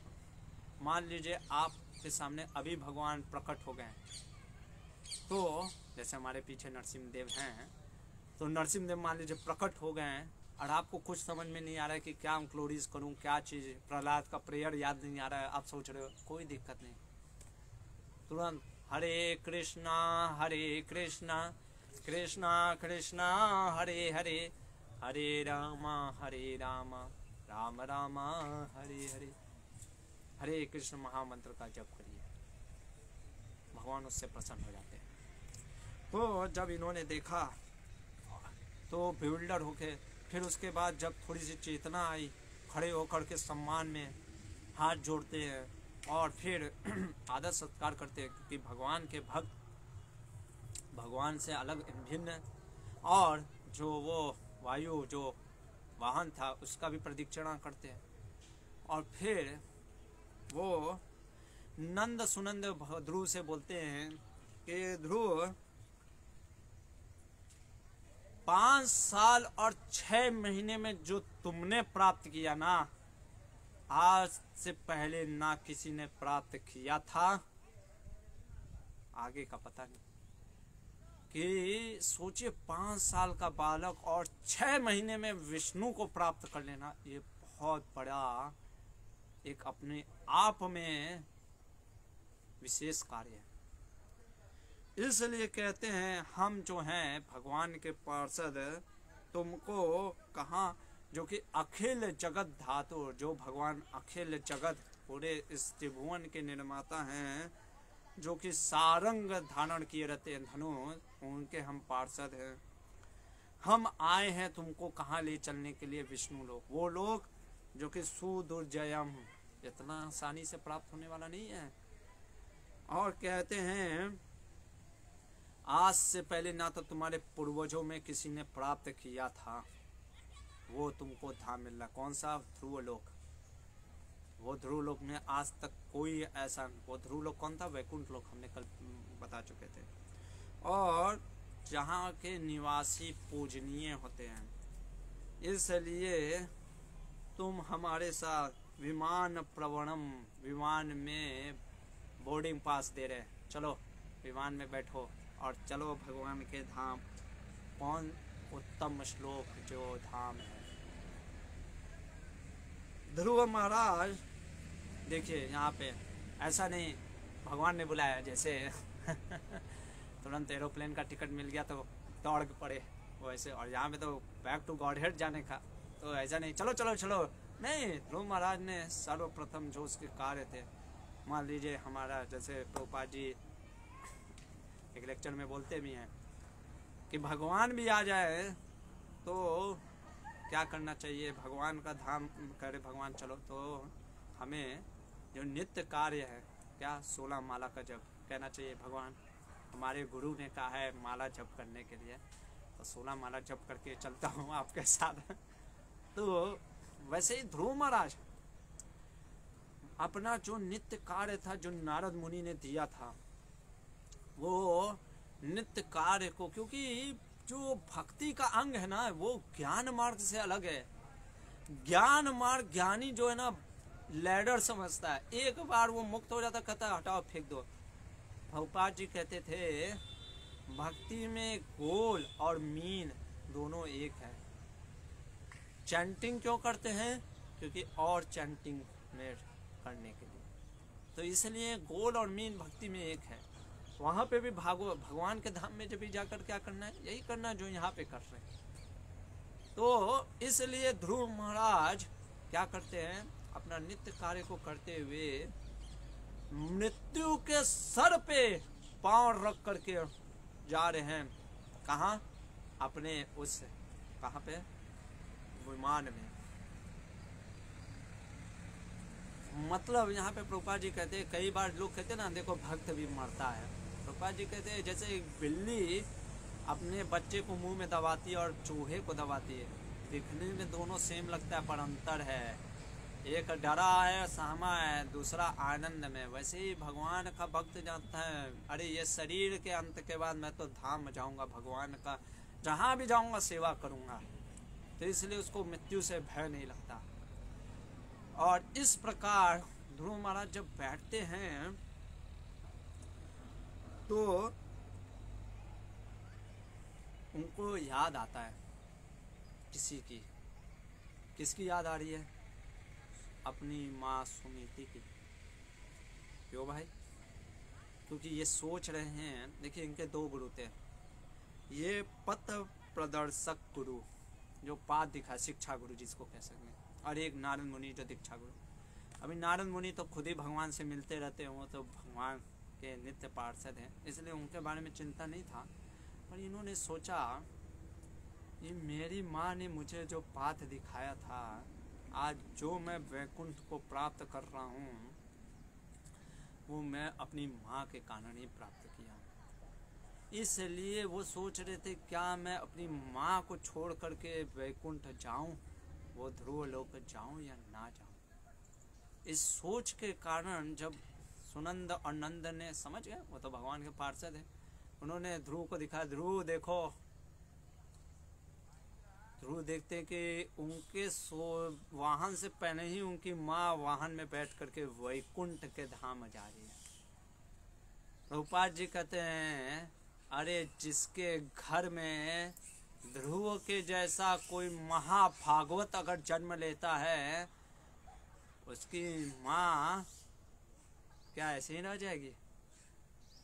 नहीं, भगवान प्रहलाद महाराज, नरसिंहदेव प्रहलाद महाराज को बोलते हैं अरे तुम्हारे पिता क्या 21 पीढ़ी तर जाती है जिसमें मेरा जैसा, तुम्हारे जैसा महाभागवत जन्म लेता है। पर इसका मतलब ये नहीं माता पिता को सोचना चाहिए हम अपने बच्चों से जप करवाएंगे, क्योंकि भक्ति में जो आनंद है ना वो हमको भी टेस्ट करना चाहिए। और दूसरा चीज, सुनीति कोई पापी नहीं थी, वो भी भगवान की भक्त थी, इसलिए वो जा रही है। तो यहाँ पे इसलिए बहुत ही, इसीलिए प्रभुपाद जी इसमें के तात्पर्य में देखेंगे, देखिए ये महानता होती है प्रभुपाद जी की। प्रभुपाद जी लिख रहे हैं कि मेरे गुरु भक्ति सिद्धांत सरस्वती ठाकुर कहते थे कि मेरा एक भी अगर शुद्ध भक्त हो गया मेरे इस आंदोलन से तो मैं धन्य होऊंगा, और मैं सोचूंगा कि मेरा जो आंदोलन है, मेरा प्रचार है, वो सफल हुआ। प्रभुपाद जी कहते हैं इसी प्रकार से मैंने भी ये जो हरे कृष्ण आंदोलन पूरे विश्व में प्रचार किया है, इससे मैं यही चाहता हूँ कि मेरा कोई एक जो डिसाइपल शिष्य है वो ध्रुव के जैसा महाभागवत हो जाए, जो कि मुझे भी ताड़ दे। ऐसा प्रभुपाद जी लिख रहे हैं। सोचिए क्या विनम्र भाव है प्रभुपाद जी का है। कह रहे कि मेरा जो महाभागवत कोई शिष्य हो जाए जो मुझे भी ताड़ करके मुझे भी भगवान के धाम पहुंचा दे। वास्तव में जितना भगवान का कोई शुद्ध भक्त होता है ना, वो ये सोचता है कि मैं तो कृपा से ही, वो भक्तों अपने शिष्यों की कृपा मांग रहे हैं प्रभुपाद जी। ये है महाभागवत की सोच। जय श्रील प्रभुपाद। तो ध्रुव महाराज चलते हैं और रास्ते में वो सारे लोकों को होते हुए जाते हैं, और जहाँ जहाँ लोक में जा रहे हैं सारे देवी देवता फूल वर्षा कर रहे हैं, गंधर्व ग्लोरीज गा रहे हैं, सभी लोग कह रहे वाह ध्रुव वाह। और ध्रुव महाराज ने इस प्रकार वो ध्रुव लोक प्राप्त किया जो कि सूर्य के भी ऊपर है। वास्तव में कॉस्मोलॉजी में हम देखेंगे महर लोक के नीचे आता है ये ध्रुव लोक, लेकिन ये वैकुंठ लोक है। ये भौतिक जगत नहीं समझना चाहिए, भौतिक जगत में ये वैकुंठ है। और इस प्रकार से कहते हैं कौन जा सकता है वो भगवान के धाम। कहते हैं शांता सम दिशा शुद्धा सर्वभूतानुरांजना यान्ते अंजना सच्युत पदम अच्युत प्रिय बंधवा। जो समदर्शी है, जो अच्युत प्रिय बंधवा, जो कि भगवान के भक्तों का संग करता है, जो भगवान की कथाओं का में आनंद लेता है, वही भगवान के धाम में जा सकते हैं। क्योंकि वहाँ पे भी तो भगवान का ही कार्य होगा ना। और जब भगवान के कार्यों में आपको आनंद आ नहीं रहा है तो फिर वहाँ पे जाएंगे तो फ्रस्ट्रेट हो जाएंगे। मान लीजिए वहाँ पे गए और भक्तों ने, खास करके ललिता सखी और सब मान लीजिए सखियों ने कहा कि भैया ये लीजिए भगवान के लिए माला बने हैं, हम माला नहीं बनाएंगे। तो पूछेंगे भाई क्यों आए हो, फिर जाओ वही भौतिक जगत में रहो। आप भी फ्रस्ट्रेट हो गए, उनको भी फ्रस्ट्रेट करोगे। तो इसलिए वही जा सकता है जिसको भगवान के कथाओं और क्रियाओं में और उनमें आनंद आ रहा है। इसलिए कहते हैं कि ध्रुव ने जो कृष्ण परायणा, जो कृष्ण को बहुत प्रिय थे, जो उन्होंने वो चीज़ प्राप्त कर लिया जो कि त्रिभुवन में बहुत मुश्किल था। और वो ध्रुव के बारे में सुनिए नारद मुनि प्रचेता के, अरे भाई गुरु भी बहुत प्रसन्न हो जाता है कि जब उसका महाभागवत शिष्य हो जाता है। तो नारद मुनि जाके प्रचेता के यज्ञ जहाँ कर रहे होते वहाँ पे गुणगान कर रहे हैं ध्रुव के बारे में। क्या कह रहे हैं? कह रहे हैं तपा प्रभाव, कह रहे वेदवादिना, अरे जो वेदों में लगे हुए हैं, ऐसे जो वेद के पूरे चर्चा करते, जो योगी लोगों के लिए संभव नहीं है। अरे गोल छोड़ो, जो तपस्या ध्रुव ने किया, मेरा पुत्र, मेरा शिष्य, गर्व महसूस हो रहा है नारद मुनि, वो योगी तपस्या नहीं कर सकता तो छोड़ो फल की प्राप्ति। और कह रहे हैं उस भगवान को प्राप्त कर लिया जिनको प्राप्त, जो कि प्राप्त नहीं किया जा सकता इतना आसानी से, उनको कॉन्कर कर लिया। और कितना? सिर्फ 5 साल के ध्रुव ने 6 महीने में, बहुत कम उम्र में, बहुत कम समय में इस प्रकार ग्लोरीज गा रहे हैं प्रचेता के यज्ञों में। और इसको बताने के बाद मैत्रेय ऋषि विदुर को कहते हैं कि हे विदुर जी, आप जो मुझसे जानना चाह रहे थे, मैंने वो ध्रुव की कथा बताई। अरे साधु लोग बहुत आनंद लेते हैं इस ध्रुव की कथा को सुनने में। और देखिए यहाँ पे प्रभुपाद जी कहते हैं कि अल्प बुद्धि वाले लोग जो होते हैं ना, कम बुद्धि वाले, वो तुरंत कहते हैं दशम स्कंद सुनाओ ना हमको, खास करके रास पंचाध्याय वो सुनाओ। यहाँ पे मैत्रेय मुनि कह रहे कि साधु आनंद लेते हैं ध्रुव की कथाओं में सुनने में। और कह रहे हैं जो व्यक्ति भगवान ये ध्रुव की कथा सुनने से क्या होगा, सबसे पहले करे वेल्थ क्या बढ़ेगा, ताकि सबको भागवत इसलिए बोला जा रहा है वेल्थ ये सब बढ़ेगा, ताकि जिसको वेल्थ की भी इच्छा है किसी प्रकार से भागवत सुन ले तो वेल्थ बढ़ेगा, यश बढ़ेगा, आयु बढ़ेगी। और कह रहे हैं कि श्रद्धया अभिक्षणम, श्रद्धा और बार बार सुनने से प्रेम भक्ति जागृत हो जाती है। और वास्तव में आप देखो तो हमारे जो इष्ट देव कह सकते हैं हमारे संप्रदाय के महाप्रभु, चैतन्य भागवत में एक श्लोक आता है, कहते हैं गदाधरे परे न सम्मुख भागवत सुनीय प्रकाशे प्रभु प्रेमा भवयता।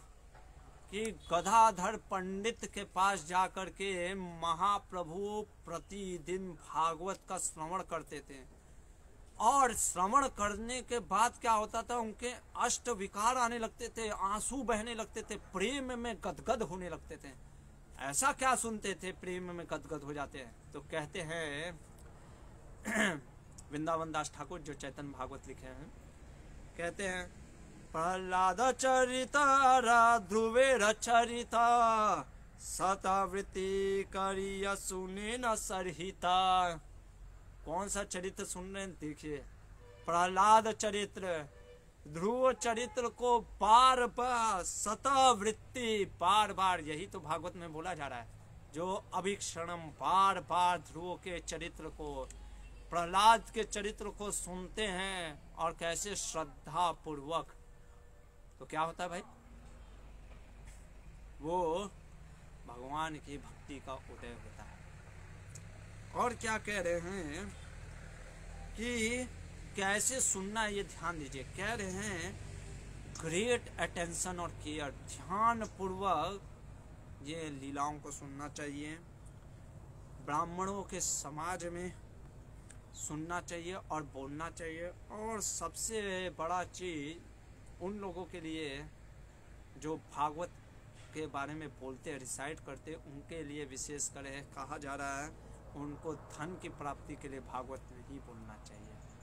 ये मैं नहीं, ये स्वयं भागवत कह रहा है, धन की प्राप्ति के लिए नहीं, कभी धन की लालसा के लिए भागवत नहीं। इसीलिए हमारे प्रभु जी लोगों ने श्रीमद् भागवतम गैर श्रीमद् भागवतम प्री, भागवत कभी धन की प्राप्ति के लिए नहीं, सिर्फ कृष्ण प्रेम की प्राप्ति के लिए होना चाहिए।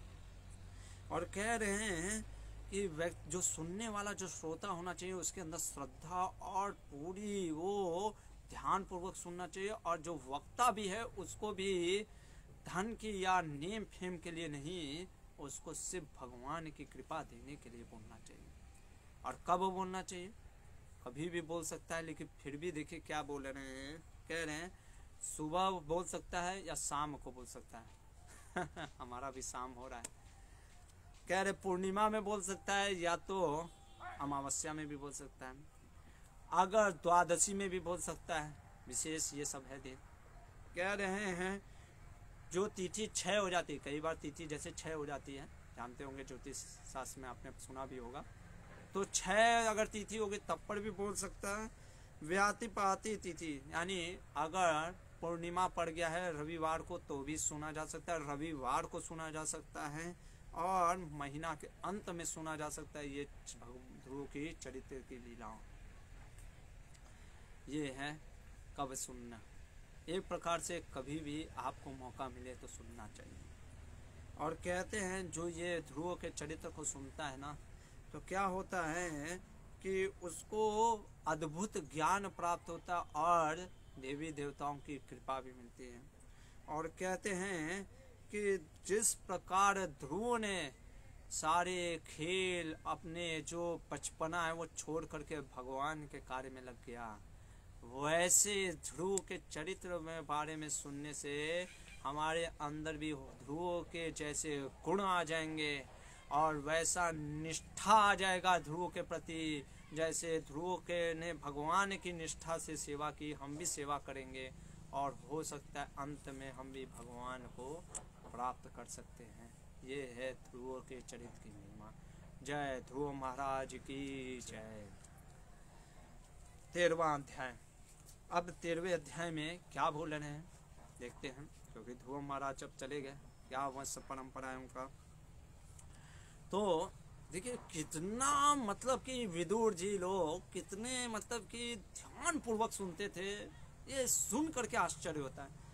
विदुर जी जब सुने कि ध्रुव महाराज तो भगवान के धाम चले गए हैं, तो मैत्रेय ऋषि से पूछते हैं कि ये प्रचेता कौन थे। देखिए एक श्लोक में बस बोला था कि प्रचेता के यज्ञ में नारद मुनि ध्रुव की कथा का वर्णन कर रहे थे। कितना ध्यान पूर्वक बोल रहे हैं, भैया प्रचेता कौन है, क्यों यज्ञ कर रहे थे, किस लिए यज्ञ कर रहे थे और कहाँ यज्ञ कर रहे थे। और नारद मुनि, अरे नारद मुनि कोई आम नहीं है, नारद मुनि भगवान के परम भक्त है, सब सर्वश्रेष्ठ आचार्य है। वो अगर कुछ वर्णन कर रहे थे वहाँ पे, तो एक तो वो भगवान का वर्णन किए होंगे और दूसरा चीज वो जहाँ गए होंगे वो भी कोई साधारण लोगों के पास नहीं जाते, नारद मुनि भगवान के भक्त होंगे। इसलिए मैं आपको अपना गुरु मानते हुए मैं आपसे ध्रुव जो के चरित्र के बाद वो चीज सुनना चाहता हूँ। कृपया करके आप मुझे बताइए। मैं उत्सुक हूँ, पर्याप्त उत्सुक होना चाहिए व्यक्ति को। जब तक आपके अंदर उत्सुकता नहीं होगा ना, तो सामने वाला भी ना वो फिर बोलता नहीं है। गुरु के पास जाते हैं तो जैसे तद विद्धि प्रणिपाति न परि प्रश्न न सेव्या, सेवा भावना, समर्पण की भावना और उत्सुकता से प्रश्न करना चाहिए और उत्सुकता से सुनना चाहिए। नहीं तो गुरु जो है गुह्यम रहस्य को नहीं खोलेगा। अगर हमारे अंदर जितनी उत्सुकता होगी उतना हम भगवान के सुख होंगे। इसीलिए ना ये भागवत एक प्रकार का सिर्फ प्रश्न उत्तर ही है। जितना उत्सुकता से सामने वाला श्रवणम करने वाला जो श्रोता है वो पूछता है, तो वक्ता को भी इतना उत्साह आता है बोलने में। और कह रहे मैत्रेय मुनि, जब उन्होंने पूछा प्रचेता के बारे में, क्योंकि प्रचेता ध्रुव महाराज के परंपरा में आ रहे हैं, तो ध्रुव महाराज की परंपरा ही स्टार्ट करते हैं। मैत्रेय मुनि कहते हैं कि ध्रुव के जो 2 पुत्र थे, 2 पत्नियों से। पहला जो पुत्र था उत्कल, वो था बाबा जी टाइप का, मतलब उसको इस सब कार्य में मन नहीं लगता था, वो एकदम विरक्त व्यक्ति था। उसको भगवान के ही दिनचर्या में तो राजकार्य उससे ठीक से संभला नहीं जाता था, तो इसलिए उसको लोग समझते थे कि अरे ये तो मूर्ख है, और वो वास्तव में उसको मन भी नहीं लगता था। तो विरक्त हो करके वो छोड़ दिया और उसके भाई जो था उत्कल का, वो वत्सर वो राजा बन गया। अभी उत्कल की भी क्वालिटी देखिए क्या था, उपशांत आत्मा, शांत, शांत कहने का मतलब विचलित नहीं होता था, निहसंग, डिटैच रहता था भौतिक चीजों से। समदर्शना, ये जो आप देखेंगे क्वालिटी, ये हर गुरु जो भगवान के भक्त होते, समदर्शना, सुख दुख को समान भाव से देखना। इसीलिए मात्रा स्पर्शा तो कौनते या शीतोष्ण सुख दुखदा, भगवान अर्जुन को बोलते हैं शुरुआत में कि भौतिक जगत में अगर किसी को रहना है ना, तो उसको सुख दुख समदर्शिना, जब तक वो जितना ये द्वंद्व को कम नहीं करेगा अपने जीवन में, तो वो द्वंद्व से मुक्त जो वैकुंठ जगत में कैसे रहेगा। तो इसलिए जितना व्यक्ति सुख दुख से प्रभावित नहीं होता है, विचलित नहीं होता है, वितना उसके लिए वैकुंठ का द्वार खुल जाता है। और कहते हैं ददर्श लोक विततम, सारे जीव को, सारे जीवों में भगवान को देखा, और आत्मानम लोक आत्मनि, और सारे जीव को भगवान में देखा। एक तरीके से सभी जगह भगवान का ही और दर्शन कर रहा था।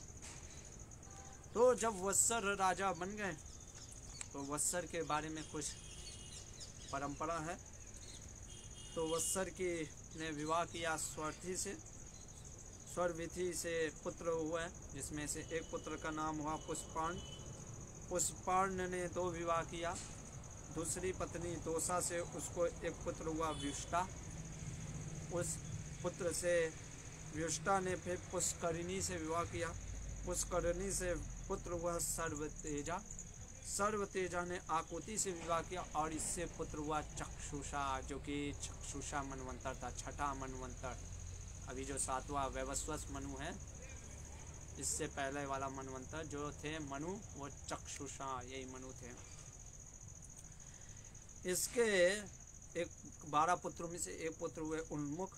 उन्मुख को एक पुत्र हुआ अंग, और अंग का एक पुत्र हुआ वेण, जो कि था बहुत क्रूर।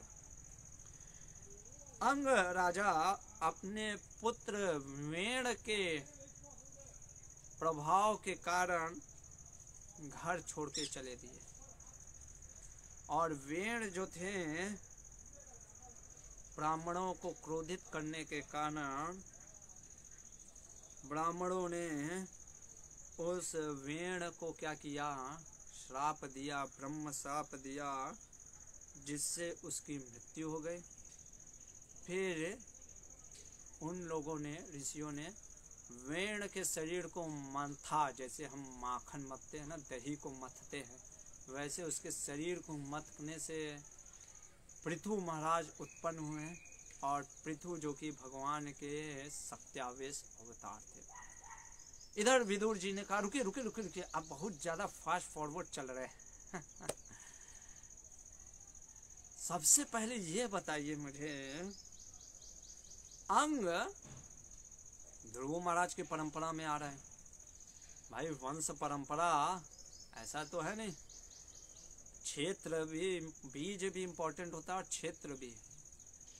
अगर क्षेत्र ही मतलब जमीन अगर फसल वाली ना हो, बीज भले ही कितना महंगा हो, डालेंगे तो कुछ नहीं अंकुरित होगा।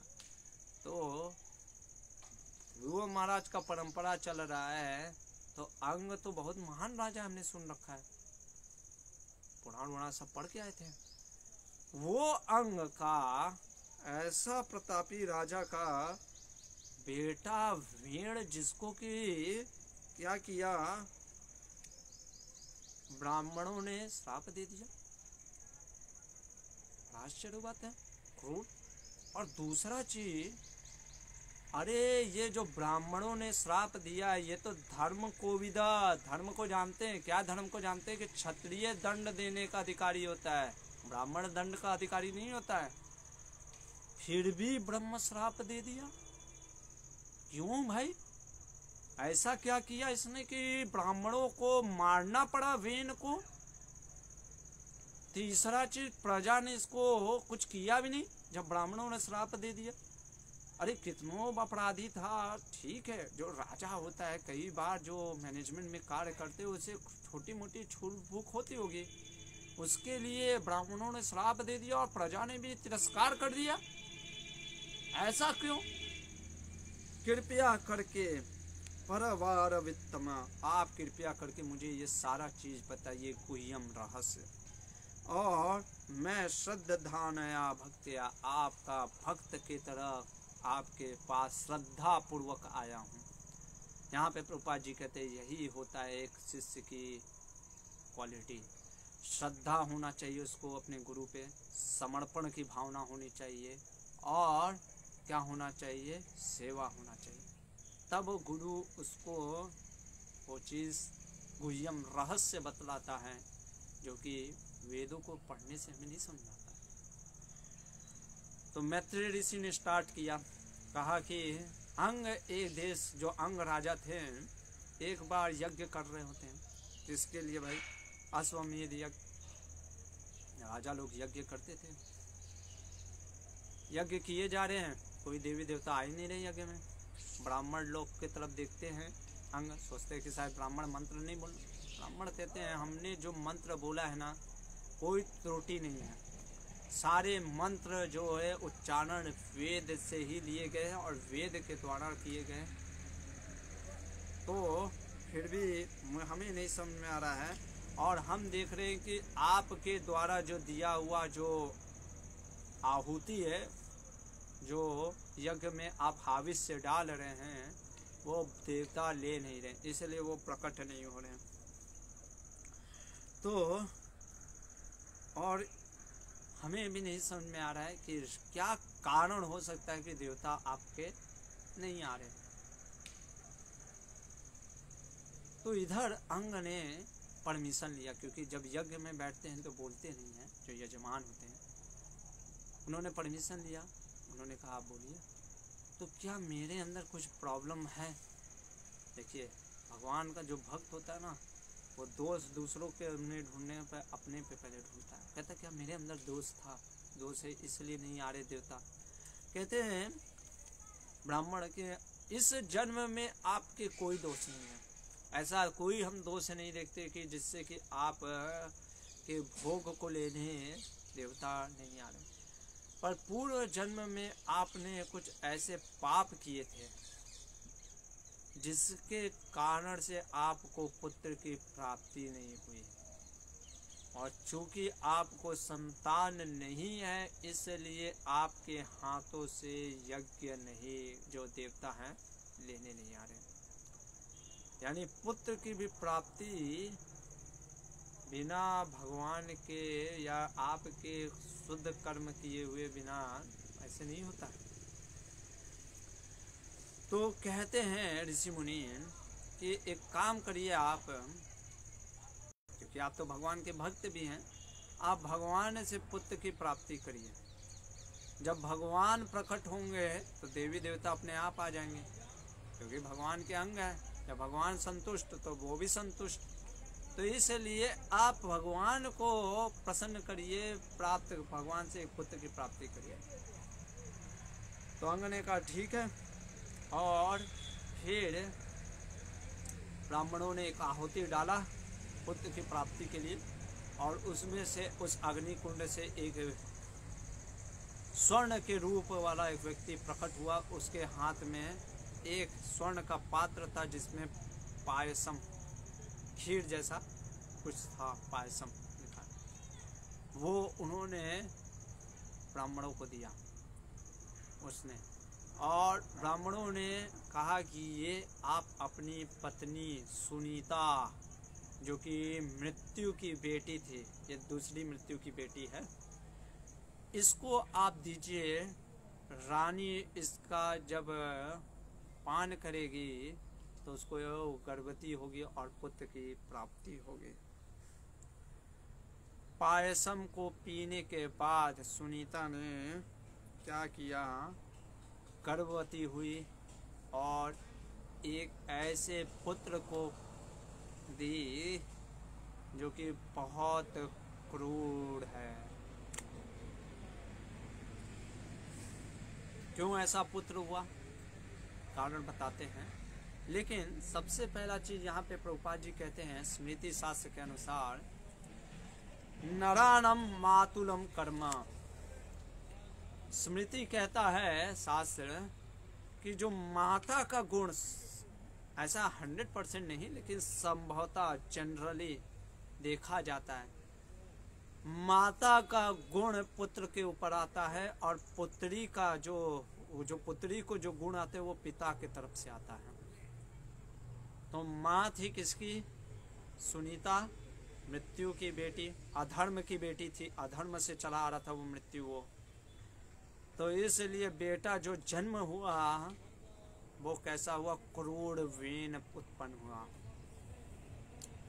अभी वेण का आप सोचिए कैसा था, वो निर्दोष जानवरों को मार डालता था, जैसे हिरण, गाय, इन सबको मार डालता था और बहुत ही निर्दयता से मारता था।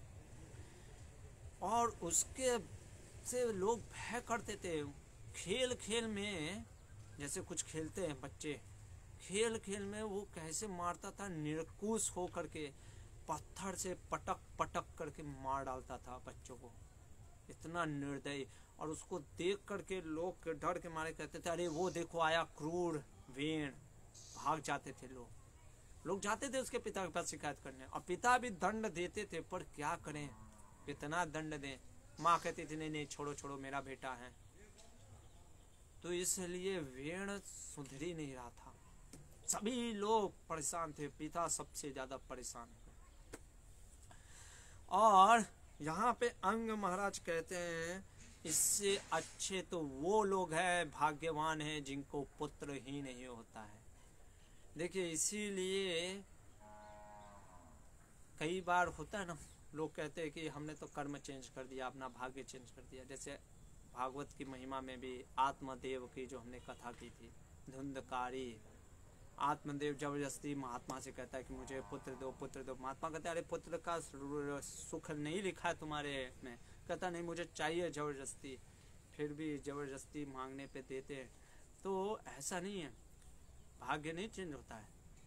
जो दुख आपको पुत्र के नहीं होने से होता, अब पुत्र के होने पे होगा, यानी दुख कम नहीं हुआ। इसीलिए आचार्य हमारे कहते हैं बार बार, संतुष्ट व्यक्ति को ज्यादा एंडेवर ये सब चीजों में नहीं करना चाहिए, क्योंकि क्या लिखा है, किस कर्म किए हैं उसके अनुसार आपको ये भौतिक चीज मिलती है। भागवत और भगवान की प्राप्ति हर कोई कर सकता, उसके लिए प्रयास करना चाहिए। तो वही अंग महाराज सोच रहे हैं, इससे अच्छा तो मैं वो लोग हैं जिनको पुत्र नहीं होता है। और कहते हैं अरे वेण जैसा पापी पुत्र जो कि पूरा यश को नष्ट कर देता अपने पिता का, भय का कारण बनता है प्रजा के लिए। और सबसे बड़ा चीज कि हर दिन किसी न किसी को मार डालने के कारण एक प्रकार का चिंता का कारण था। कहते हैं इससे अच्छा तो पुत्र की प्राप्ति ही नहीं करना चाहिए, जो कि घर परिवार को एक प्रकार से मिजरी बना दे। और कहते हैं यहाँ पे इनको एक चीज देखिए सोचने के बाद, देखिए भगवान क्या होता है ना, हमारे आचार्य कहते हैं, विश्वनाथ चक्रवर्ती ठाकुर विशेषकर, कई बार भगवान, इसीलिए भगवान की योजना क्या है कोई नहीं समझ सकता। भगवान कई बार देखते कि अरे ये जो मेरा भक्त है अंग, ये देखो कैसे भौतिक आसक्ति में लगा हुआ मुझसे पुत्र की मांग कर रहा है।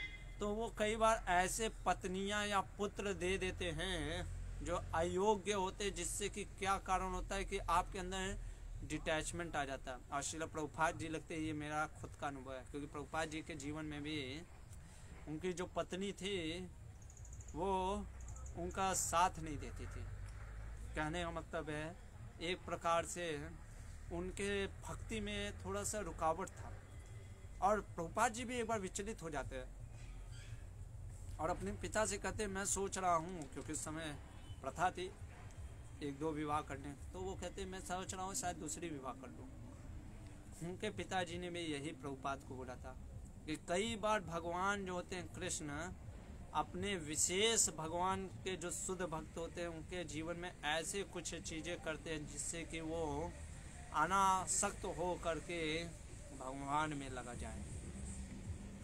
वही विशेष चीज किया अंग के साथ भी भगवान ने। और अंग सोचते कि अच्छा है, क्योंकि अच्छा पुत्र होने से ज़्यादा अच्छा है बदमाश पुत्र होना। देखिए इसकी मतलब ये नहीं कि अच्छा पुत्र अच्छा नहीं होना चाहिए, ये इसीलिए समझना चाहिए कि अंग अपने आप को सांत्वना देते हुए कब बोल रहे हैं, क्योंकि अब उनको बदमाश पुत्र हो गया। तो वो सोच रहे कि इससे बढ़िया हुआ भगवान ने, जिससे कि मैं अब निरासक्त हो जाऊँ। और बिना बताए रात को ना अपनी पत्नी का, ना राज्य का, ना पुत्र का चिंता किए कहा कि जो भी अब होगा भगवान ही सबका देखभाल करते हैं। उठ खड़े होते हैं, निकल पड़ते हैं जंगल की तरफ और चले जाते हैं। और इधर अंगा के घर त्याग से सब जगह हाहाकार मच जाता है। ब्राह्मण सब जगह ढूंढने लगते हैं, लेकिन जैसे अयोग्य योगी भगवान परमात्मा की खोज में लगा रहता है पर परमात्मा मिलते नहीं हैं, वैसे अंग का पता नहीं चला और सभी निराश हो जाते हैं। इस प्रकार से 13वां अध्याय चतुर्थ स्कंद का समाप्त होता है।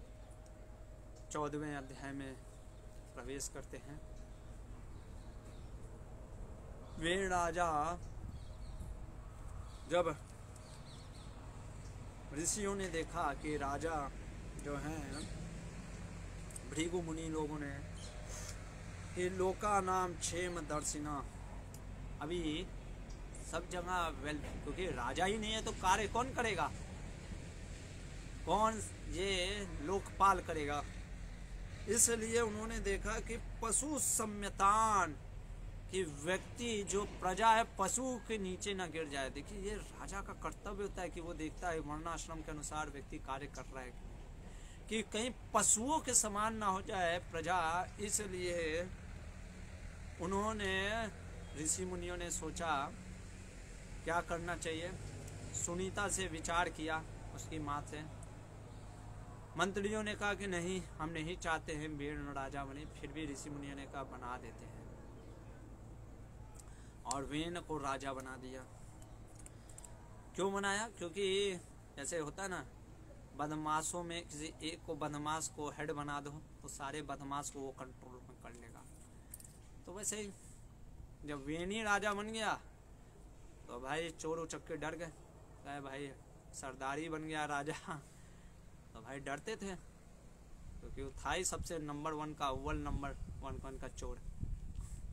तो एक प्रकार से कंट्रोल में कर दिया उस चोरों चक्कों को। लेकिन था तो चोरी ना, अहंकारी था, कहीं भी जाता था अहंकार में जाता था और किसी की भी निंदा कर देता था। कोई चाहे ब्राह्मण हो चाहे कोई भी बड़ा से बड़ा व्यक्ति हो। और मदा अंधा, मद में अहंकार में अंधा था। उत्सुकता बहुत, एक प्रकार से उत्सुकता प्राउड होकर के चलता था और सभी जगह एक प्रकार से उसका भय मचा हुआ था। वेण ने क्या किया कि सारे जो यज्ञ कार्य थे रुकवा दिए।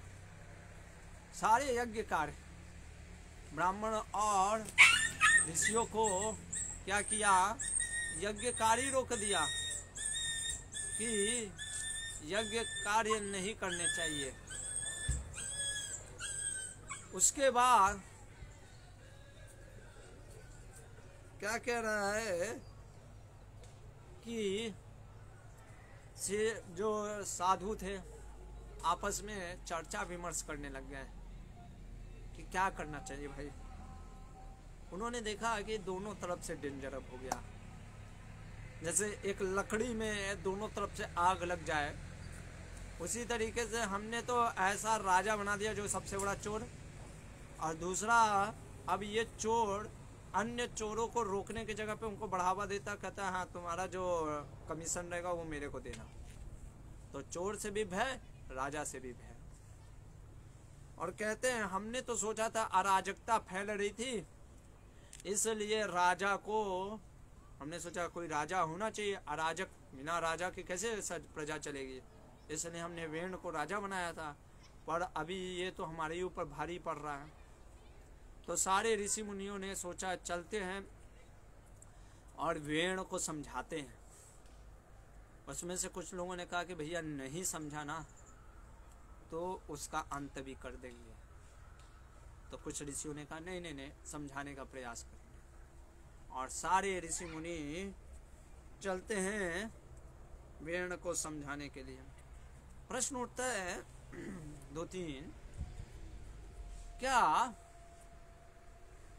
ब्राह्मण जो साधु समाज के लोग हैं राजा नहीं बन सकते थे? नहीं, हर एक वर्णाश्रम में हर एक का धर्म होता है। प्रजा का शासन करना राजा का कर्तव्य है। राजा को वेदों से ज्ञान दे करके ये बताना कैसे शासन करना है, वो राजा को ब्राह्मण ही बताते थे, लेकिन शासन राजा को करना होता था। ये वर्णाश्रम का नियम है। और दूसरा चीज जो हम अभी आगे देखेंगे, प्रसंग में आएगा, कि कई बार ये प्रश्न उठता है ना, विश्वामित्र मुनि क्यों राम और लक्ष्मण को लेकर चले अपने यज्ञों की रक्षा करने के लिए? क्या विश्वामित्र मुनि में इतना सामर्थ्य नहीं था कि वो मारीच और बाहु से अपने आप को रक्षा कर सके? उन प्रश्नों का उत्तर हम देखते हैं। तो सारे जब राजा के पास पहुंचते हैं ऋषि मुनि, तो कहते हैं सबसे पहले कि हे राजन, हम आपसे कुछ विनती करने आए, जरा ध्यान से सुनिएगा। और सभी जो क्रोध थे अपने क्रोध को छिपाए थे। जैसे अग्नि जो होती है राख के अंदर दबी होती है, वैसे क्रोध को दबाए हुए थे। बहुत क्रोधी थे क्योंकि इतना पाप कार्य कर रहे थे। तो उन्होंने सोचा कि पहले वेण को समझाते हैं। तो कहते हैं, देखो वेण, व्यक्ति को खास करके जो राजा होता है उसको धर्म के कार्य करना चाहिए, अपने बुद्धि, अपने बॉडी से, अपने मन से, अपने वचन से, वाणी से। क्यों? क्योंकि अंत काल में उसको क्या होगा? लिबरेशन मिलेगा, मुक्ति मिल जाएगी। और सबसे बड़ा चीज, अगर तुम धर्म से कार्य करोगे तो जो प्रजा होगी वो घेरेगी, प्रजा भी पुण्य के कार्य करेगी। और जब एक अच्छा राजा होता है ना, तो प्रजा जब उससे प्रसन्न होती है तो उसको टैक्स भी देती है अच्छे से। तो तुमको ये मत सोचो कि तुमको टैक्स नहीं मिलेगा, टैक्स मिलेगा, कर मिलेगा।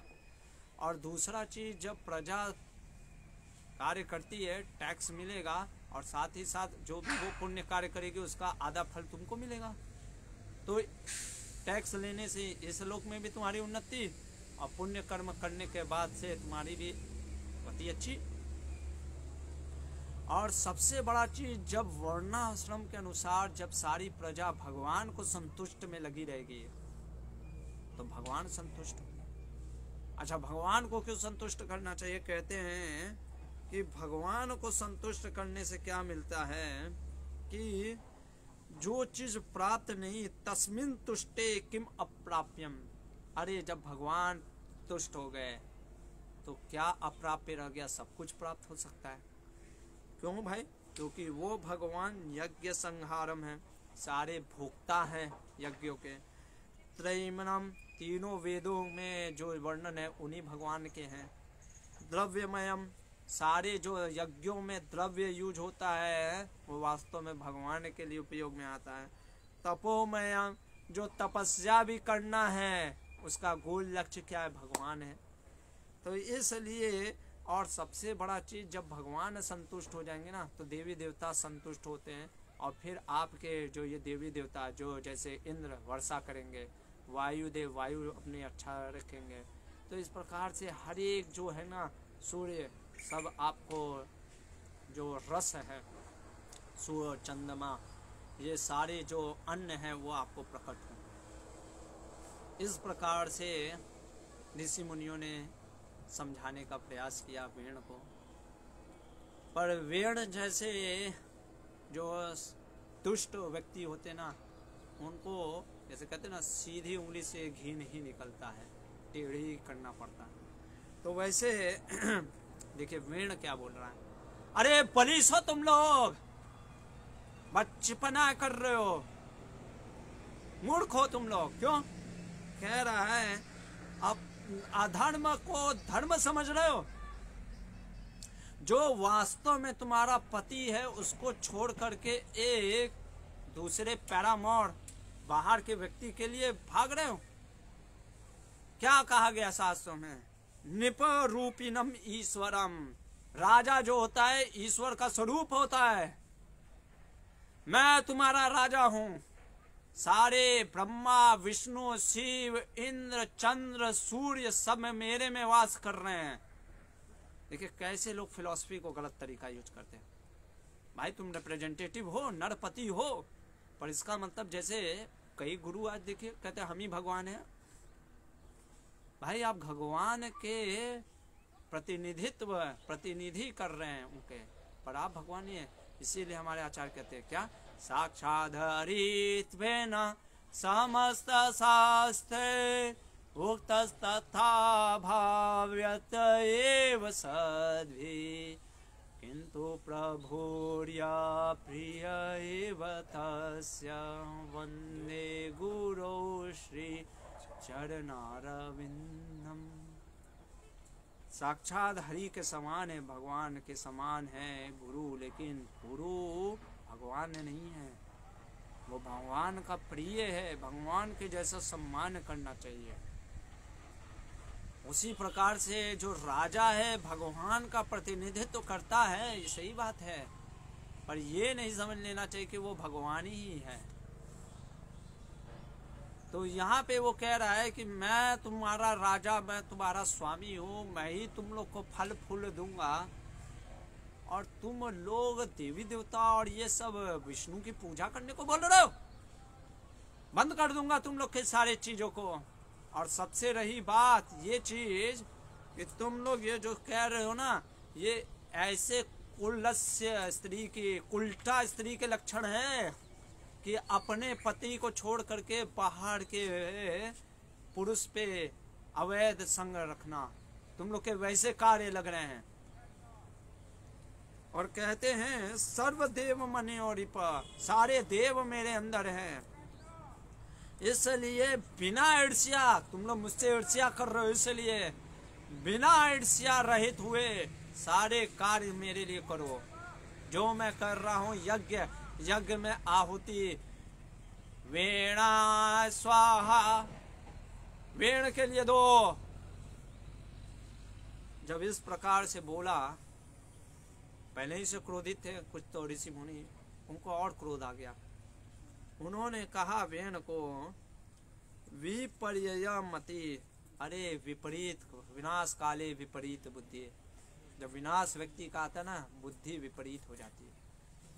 पापियान, तुम पापी है ही है, तेरा वंशजी, क्योंकि तेरे नाना मृत्यु है जो अधर्म के पुत्र वंशज में आ रहे हैं। तेरी माँ जो है वो सुनीता, वो मृत्यु की पुत्री, इसलिए तू तो पापी था ही।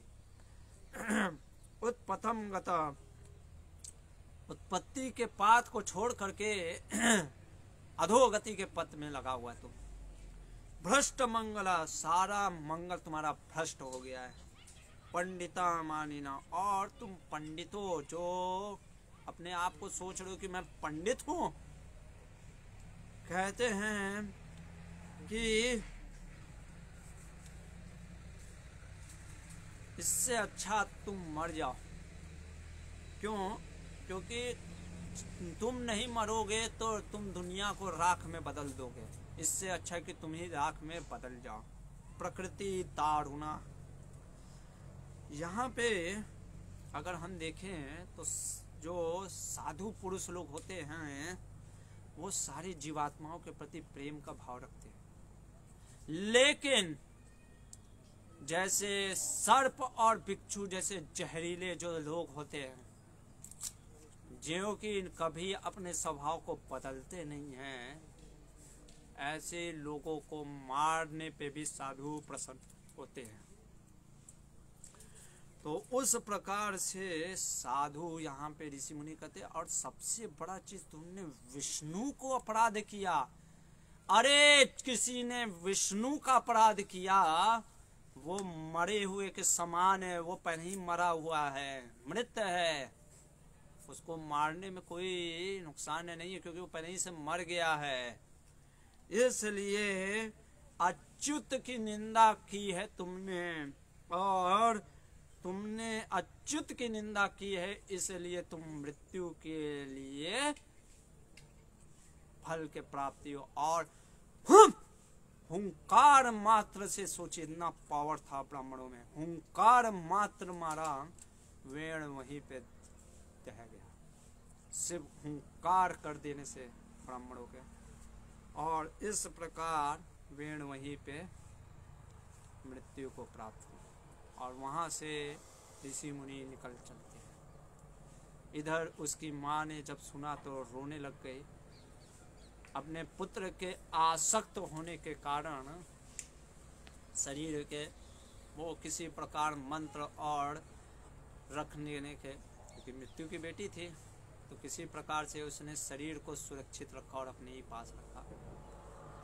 इधर ऋषि मुनियों ने मार तो दिया वेन को, लेकिन एक प्रॉब्लम हो गया, फिर से वही अराजकता। एक बार ऋषि मुनि ऐसे सरस्वती नदी के किनारे स्नान करने के बाद आपस में चर्चा करने के लिए बैठे थे तो देखते हैं कि एक बहुत धूल आ रहा है। देखते हैं कि डाकू लूटपाट मचा रहे हैं राज्य में, क्योंकि राजा ही नहीं है। जब राजा नहीं है तो लूटपाट मचा रहे हैं। कोई शासन करने वाला ही नहीं है भाई, कौन शासन करेगा? जब कोई शासन करने वाला है ही नहीं, सब जगह लूटपाट मच रहा है, तो जो ब्राह्मण होते हैं वो सोचते हैं ये देखिए हमारा तपस्या भी भंग हो जाएगा अगर हमने प्रजा की रक्षा नहीं की। अभी क्या करें? क्या आप साधु जाकर के लड़े, युद्ध करे? जब वो हुंकार मात्र से मार सकते तो ये क्या डाकुओं को भी नहीं मार सकते? मार सकते, लेकिन देखिए वही चीज है फिर वर्णाश्रम। विश्वामित्र मुनि भी ताकत रखते थे मारीच और बाहु को मारने का, पर क्यों गए राम लक्ष्मण के पास? क्योंकि राम लक्ष्मण जैसा अगर कोई क्षत्रिय है तो क्षत्रिय के कार्य होता है दुष्टों को दंड देना। ये ब्राह्मण का कार्य नहीं होता है। ब्राह्मण आपको वेदों से ज्ञान देता है कैसे राज्य करना है, पर राज्य चलाने की जिम्मेदारी राजा की होती है। उसी तरीके से जो ब्राह्मण होते हैं उनका कार्य होता है उनको प्रजा की रक्षा करनी चाहिए। तो वो सोचते हैं अभी प्रजा की रक्षा करनी है, उसके लिए राजा चाहिए। तो वो कहते हैं, वो सोचते हैं ये जो वेण है ना, ये अपनी माँ सुनीता और पिता अंग से प्राप्त हुआ है। माँ तो चलो बेकार थी, लेकिन पिता जो अंग है वो तो ध्रुव का वंशज है, इसलिए क्षेत्र महान है। और इसलिए वो लोग जाते हैं वेण के जो जांग होता है उसको मथना स्टार्ट करते हैं। ऋषि मुनि जानते थे, ज्ञान था, और कहते इससे मैं शरीर उत्पन्न करूंगा। देखिए प्रभुपाद जी कहते हैं ये कोई बहुत बड़ा विज्ञान नहीं है। ये नहीं समझना चाहिए कि अरे देखिए, क्योंकि ये जो शरीर है ये पंच महाभूत से बना है, और ये जो हमारा शरीर बनता है ये भौतिक शरीर है। तो वास्तव में वेण तो मर गया क्योंकि उसकी आत्मा कोई दूसरा शरीर ले ली, लेकिन ये शरीर से दूसरा शरीर उत्पन्न किया जा सकता है जिसमें आत्मा आ जाए। जैसे आप कई बार देखते हो, हम कहीं काई में जो काई होता है एल्गी होता है, ठीक है, या कहीं कहीं पे किसी किसी चीज़ में क्या होता है, जैसे फेवरेबल कंडीशन मिल जाता है। जैसे चावल में कई बार भिक्षु जन्म ले लेते हैं क्योंकि वो भिक्षु का अंडा उसमें रहता है, तो फेवरेबल कंडीशन मिल जाता है तो वो जन्म हो जाता है। उसी तरीके से आत्माएं भटक रहती है इधर उधर, सर्व जगह है। जैसे ही उनको कोई शरीर मिलता है वो शरीर से वो प्रवेश कर जाती है। तो मंत्रों और कारण पहले जांघों को मथा। देखिए जांघ को मथा, जांघ को मथने से क्या हुआ, एक क्रूर काला पूरा एकदम दांत पहाड़ छोटा सा व्यक्ति, आंखें लाल लाल, बाल भूरे रंग का, वो व्यक्ति उत्पन्न हुआ। सबसे पहले उसने पूछा ब्राह्मणों से मैं आपके लिए क्या करूं? उन्होंने कहा निषाद, साध बैठ जाओ। इसलिए उसका पड़ गया निषाद। और उसको वो व्यक्ति क्रूर था, ब्राह्मण जानते थे भैया इसको राज्य दे दिया तो फिर ये तो क्रूरता और मचा देगा, फिर से वही वेन वाला। क्योंकि वो सुनीता का जो अंग था वो सुनीता के पहले जैसे होता है ना, देखिए ब्राह्मण जी जो थे ना परम हंस थे। जैसे हंस होता है दूध और पानी, हे राम, हरे राम राम राम हरे हरे, हरे कृष्णा कृष्ण कृष्ण हरे हरे। इंटरनेट खत्म हो गया है क्या? पूरा देखो जियो चला गया क्या? न्यू साइन इन ऑन नहीं जियो का देखो नेटवर्क, कुछ मैसेज आया कि कुछ साइन इन हुआ। जियो का नेटवर्क तो फुल नेटवर्क। हरे कृष्णा ठीक। हरे कृष्णा, थोड़ा सा नेटवर्क का दिक्कत है। तो हम ये बता रहे थे कि किस प्रकार से राजा वेड़ के जांघ को मथने से सबसे पहले एक निषाद उत्पन्न हुआ, वही निषाद वंश को आगे बढ़ाया और एक प्रकार से आदिवासी हुआ। वो चला जाता है और बच जाता है वेन के शरीर में अब अंग राजा का अंश, और अब हाथ को मथना स्टार्ट करते हैं। ये हाथ को जब मथना स्टार्ट करते हैं तो क्या होता है, उस निषाद जो वंश होता है उसका नाम होता है पहुक। यहाँ पे 14वां अध्याय समाप्त, 15वां अध्याय लेते हैं। तो जब हाथ को मथा, क्योंकि भगवान जैसे भगवान के विराट रूप में याद करिए, हाथ जो है वहां से क्षत्रिय उत्पन्न होते हैं। तो जब हाथ को मथा तो उसमें से एक दिव्य पुरुष और स्त्री उत्पन्न हुए, और वो थे कोई साधारण नहीं, स्वयं भगवान के सत्यावेश अवतार पृथु महाराज की जय। और जो स्त्री उत्पन्न हुई उनका नाम था अर्ची। वो कौन थी? स्वयं महालक्ष्मी की अंश थी।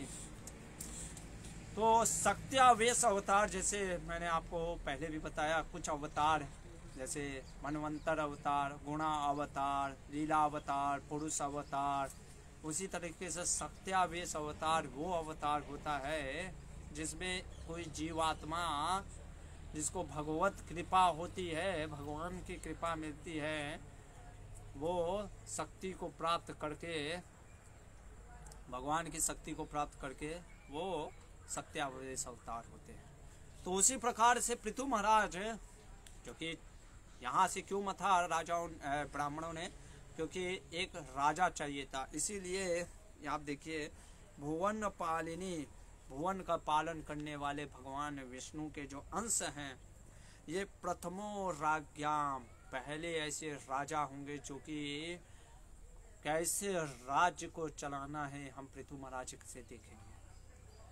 और ये उन्होंने अपनी पत्नी अर्ची जो कि उत्पन्न, क्योंकि भगवान जब आते हैं तो लक्ष्मी साक्षात उनके साथ हमेशा रहती है, लक्ष्मी हमेशा उनके साथ रहती है। तो भगवान के साथ लक्ष्मी भी आई और पृथु ने राजा बना, और जो अर्चियों की थी वो महारानी बनी। उस समय सारे ब्राह्मणों ने क्या किया? वंदना करना स्टार्ट किया, गंधर्वों ने सिंगिंग किया। उसी समय ब्रह्मा जी प्रकट हुए। और देखिए यहाँ पे हमें समझना चाहिए, किसी को भी भगवान का अवतार नहीं समझना चाहिए। कोई कल कह सकता है हम भी सत्यावेश अवतार है, हम भी जीवात्मा है, हमें भगवान ने भेजा है तारण करने के लिए। ब्रह्मा जी आकर के क्या कर रहे हैं? बता रहे हैं, हाथ में गदा का चिन्ह है। क्या आपके हाथ में गदा का चिन्ह है? दिखाइए। पैर में कमल का चिन्ह है, पैर में देखो कमल का चिन्ह है। हमारे बच्चे गुरुकुल कह रहे हैं नहीं है, हमारे में भी नहीं है। तो ऐसे चिन्ह होने चाहिए, तब आपको ही भगवान के अवतार मानना चाहिए। ये नहीं कि हम हैं भगवान के अवतार। आज तो अवतारों का होड़ चल रहा है, हर कोई कह रहा है हम अवतार हैं भगवान के। उसको निकाल करके हाथ देखना चाहिए, भैया हाथ दिखाओ जरा थोड़ा सा, शास्त्रों में वर्णन है कि नहीं। और सबसे सिंपल चीज़ तो हमने बताया, जो भी कहे अवतार है उसके ऊपर 2 किलो का क्या रख देना चाहिए? पत्थर, और रगड़ना चाहिए पेट पे। अगर उसके रगड़ने से उसको नींद आ रहा है, हाँ अच्छा लग रहा है, तब तो मान भी लेना चाहिए, हाँ हो सकता है। और नहीं चिल्लाए तब तो और रगड़ना चाहिए, 100 किलो या फिर 200 किलो का रख के और बनेगा अवतार। तो ये चीज़ है। तो यहाँ पे ब्रह्मा जी कंक्लूजन दे रहे हैं कि भैया ये जो है ये सत्यावेश अवतार है। और सारे ब्राह्मण यहाँ तक कि सभी लोग कुछ कुछ सामग्री लेकर के आ रहे हैं। अरे पशु पक्षी जल सब एक प्रकार से समुद्र है वो पृथु महाराज को अर्पण करने के लिए आए हैं। और क्या अर्पण कर रहे हैं, किस प्रकार से अभिषेक कर रहे हैं देखते हैं। सबसे पहले कुबेर आए, देवता कुबेर सिंहासन दे रहे हैं, सोने का सिंहासन। वरुण जी अम्ब्रेला लेकर के आए। देखिए देवता भी उसी अनुसार देते हैं जैसा कि भगवान उस रूप में आते हैं। ऐसा ही हम वर्णन पढ़ेंगे अष्टम स्कंद में भी, जब वो वामन देव प्रकट होंगे। वायु दो चामर, वायु देव दो चामर दिए क्योंकि राजा है ना, चामर करने के लिए। धर्म ऐसा गार्लैंड जो कि कभी मुरझाने वाला नहीं। इंद्र वो मुकुट किरीट दिया। यम यम दंड यम पास दिया जिससे कि लोगों पे कंट्रोल करने के लिए। ब्रह्मा ने ज्ञान दिया। सरस्वती ने वो अद्भुत माला दिया अर्ची को। स्वयं भगवान विष्णु ने सुदर्शन अपना चक्र दिया पृथ्वी को। सत्यावेश अवतार है ना। लक्ष्मी जी ने अपार अपनी लक्ष्मी वो मूल्यवान। भगवान शिव ने अपना चंद्रहास दिया। दुर्गा देवी ने अपना वो शील्ड वो दिया। सोम ने सोम रस घोड़े, ऐसे घोड़े दिए। विश्वकर्मा ने रथ दिया। अग्नि ने धनुष दिया तो सूर्य ने बाण दिए। भूमि ने ऐसा वो जो स्लीपर कह सकते हैं फड़ाव, या वो जो राजा को वो दिया पैर में पहनने के लिए। और सारे देवी देवता फूलों की बारिश कर रहे हैं। सारे साधुओं ने आशीर्वाद दे दिया। समुद्र ने शंख दिया। और जो समुद्र थे, पर्वत थे, सभी ग्लोरीज गा रहे हैं। और बाढ़ मतलब कि कवि, जो कवि लोग थे वो गुणगान करने लग गए। वाह पृथु वाह, ऐसे पृथु महाराज के गुणगान करने लगे। पृथु महाराज का देखिए क्या व्यवहार है, यहाँ से सीखना चाहिए हम साधुओं को भी और उन लोगों को भी जिनको हम गुणगान करते हैं उनके बारे में, या हर एक व्यक्ति को सुनना चाहिए। पृथु महाराज ने जैसे ही सुना कि उनका गुणगान हो रहा है, वो क्या कहते हैं, कौन गुणगान कर रहे थे, सूता मगध वांदी, ये प्रकार के लोग हैं। ये जब गुणगान कर रहे थे तो पृथु महाराज थोड़े से गंभीर हो गए। मेघन निहिरादया, जैसे बादल में जो गर्जना की आवाज आती है वैसे गरजते हुए गंभीर आवाज में बोलते हैं। कहते हैं अरे कवियों, हे सुतो मागध और वंदी, तुम मेरे उन गुणों का क्यों व्याख्यान कर रहे हो जिसको मैंने अभी तक दिखाया तक नहीं। लोग कह रहे होंगे कि अरे वाह पृथु, आपके जैसा कोई राजा नहीं है, आप कितने अच्छे से प्रजा का पालन करते हो। उन्होंने कहा मैंने अभी तो स्टार्ट नहीं किया, फिर मेरा गुणगान क्यों कर रहे हो। यानी देखिए पृथु महाराज अपने गुणगान को सुन नहीं रहे और हम यहाँ पे थोड़ा सा फूले फले हो जाते हैं। तो मान लीजिए वो कह सकते थे कि आपका गुणगान करने में क्या दिक्कत है,